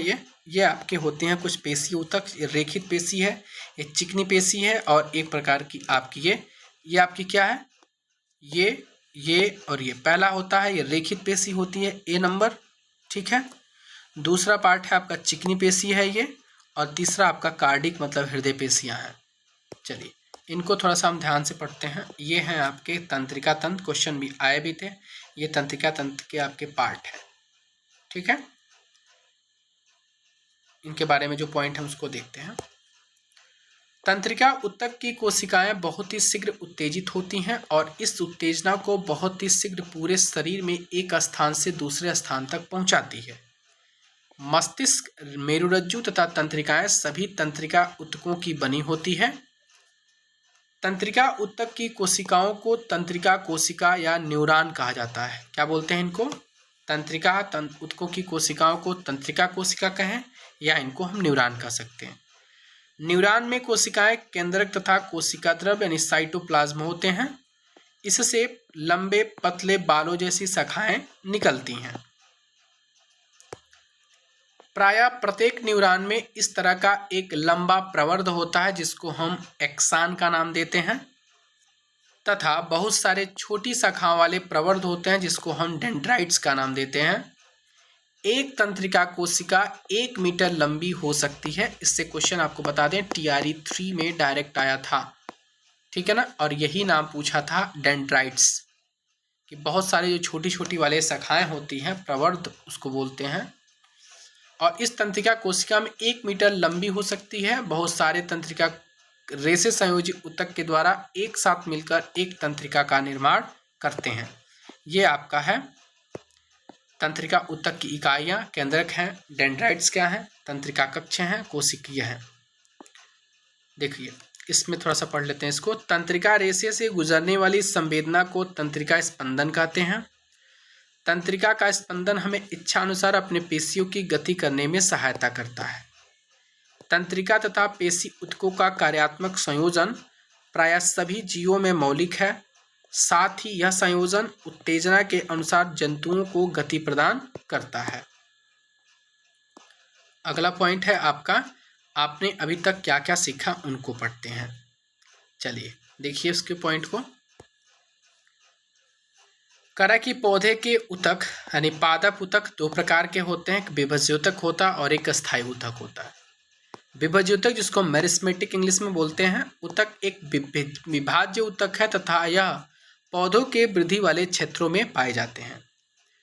अस्थायी ऊतक विभज्योतक से बनते हैं जो एक बार विभाजित होने की क्षमता को खो देते हैं। इनको सरल, जटिल ऊतकों में वर्गीकृत किया जाता है। पेरेंकाइमा, कालेनकाइमा और स्क्लेरेंकाइमा सरल ऊतकों के 3 प्रकार हैं। ये सरल ऊतक हैं। ठीक है ना। और जटिल ऊतक के प्रकार आपके जाइलम और फ्लोएम हैं। ये जटिल ऊतकों के प्रकार हैं। एपिथीलियम पेशीय संयोजी और तंत्रिका ऊतक जंतु ऊतक कहलाते हैं। एपिथीलियम, पेशी और संयोजित और तंत्रिका ऊतक ये सब के सब जंतु ऊतक के अंतर्गत आते हैं। देखिए इसको पॉइंट को आकृति और कार्य के आधार पर हम देखें। कार्य के आधार पर एपिथीलियम ऊतक को सल्की, घनाकार, स्तंभाकार, रोमीय और ग्रंथिल श्रेणियों में वर्गीकृत किया जाता है। हमारे शरीर में विद्यमान संयोजी ऊतक के विभिन्न प्रकार हैं। एक एरियोलर ऊतक है, एडिपोज है, अस्थि है, कंडरा है, स्नायु है, उपास्थि है और रक्त है। ये सभी के सभी क्या है? संयोजी ऊतक के विभिन्न प्रकार हैं। अगला पॉइंट देखिए, करा कि पेशी ऊतक के 3 प्रकार होते हैं। पहला रेखित, आरेखित और कार्डिक, अभी मैंने बताया भी था। तंत्रिका ऊतक न्यूरॉन का बना होता है जो संवेदना को प्राप्त और संचालित करता है। ठीक है, अब आएंगे हम आपको यहाँ से हम स्टार्ट करेंगे अगली वीडियो में हम आपको चैप्टर नंबर 7 से, और जहाँ तक आपको बचा होगा वो सारे के सारे पॉइंट आपको कवर मिल जाएंगे। तो इसी के साथ ही अपनी वीडियो को समाप्त करते हैं। जो भाई बहन मेरे चैनल पे नए हैं, चैनल को सब्सक्राइब जरूर कर लें। मेरी वीडियो पसंद आए तो प्लीज़ वीडियो को लाइक जरूर कर लें, जिससे मुझे एक मोटिवेशन मिले, जिससे अगली वीडियो आए और ज़्यादा से ज़्यादा बेहतर परफॉर्मेंस करने की कोशिश करेंगे। जो पॉइंट आपको नहीं समझ में आता है आप एक बार पिन कर सकते हैं, कमेंट बॉक्स में आपको लिंक मिल जाएगा, वहाँ पे जाकर के आप टेलीग्राम चैनल को ज्वाइन कर सकते हैं। ज्वाइन करके अपने डाउट सेशन को पूछ सकते हैं। इस चैनल पे पूरी TRE 4 की कंप्लीट तैयारी की जाएगी, पेपर 1 की, जिसका सब्जेक्ट है वो हिस्ट्री, उनकी भी तैयारी की जाएगी। और भी सब्जेक्ट हैं, अपनी चीज़ों को आप अपने डाउट को पूरे ग्रुप में बता सकते हैं कि हमको सर क्या डाउट है, क्या पूछ सकते हैं, सारी डाउट आपके क्लियर हो जाएंगे। Thank you so much.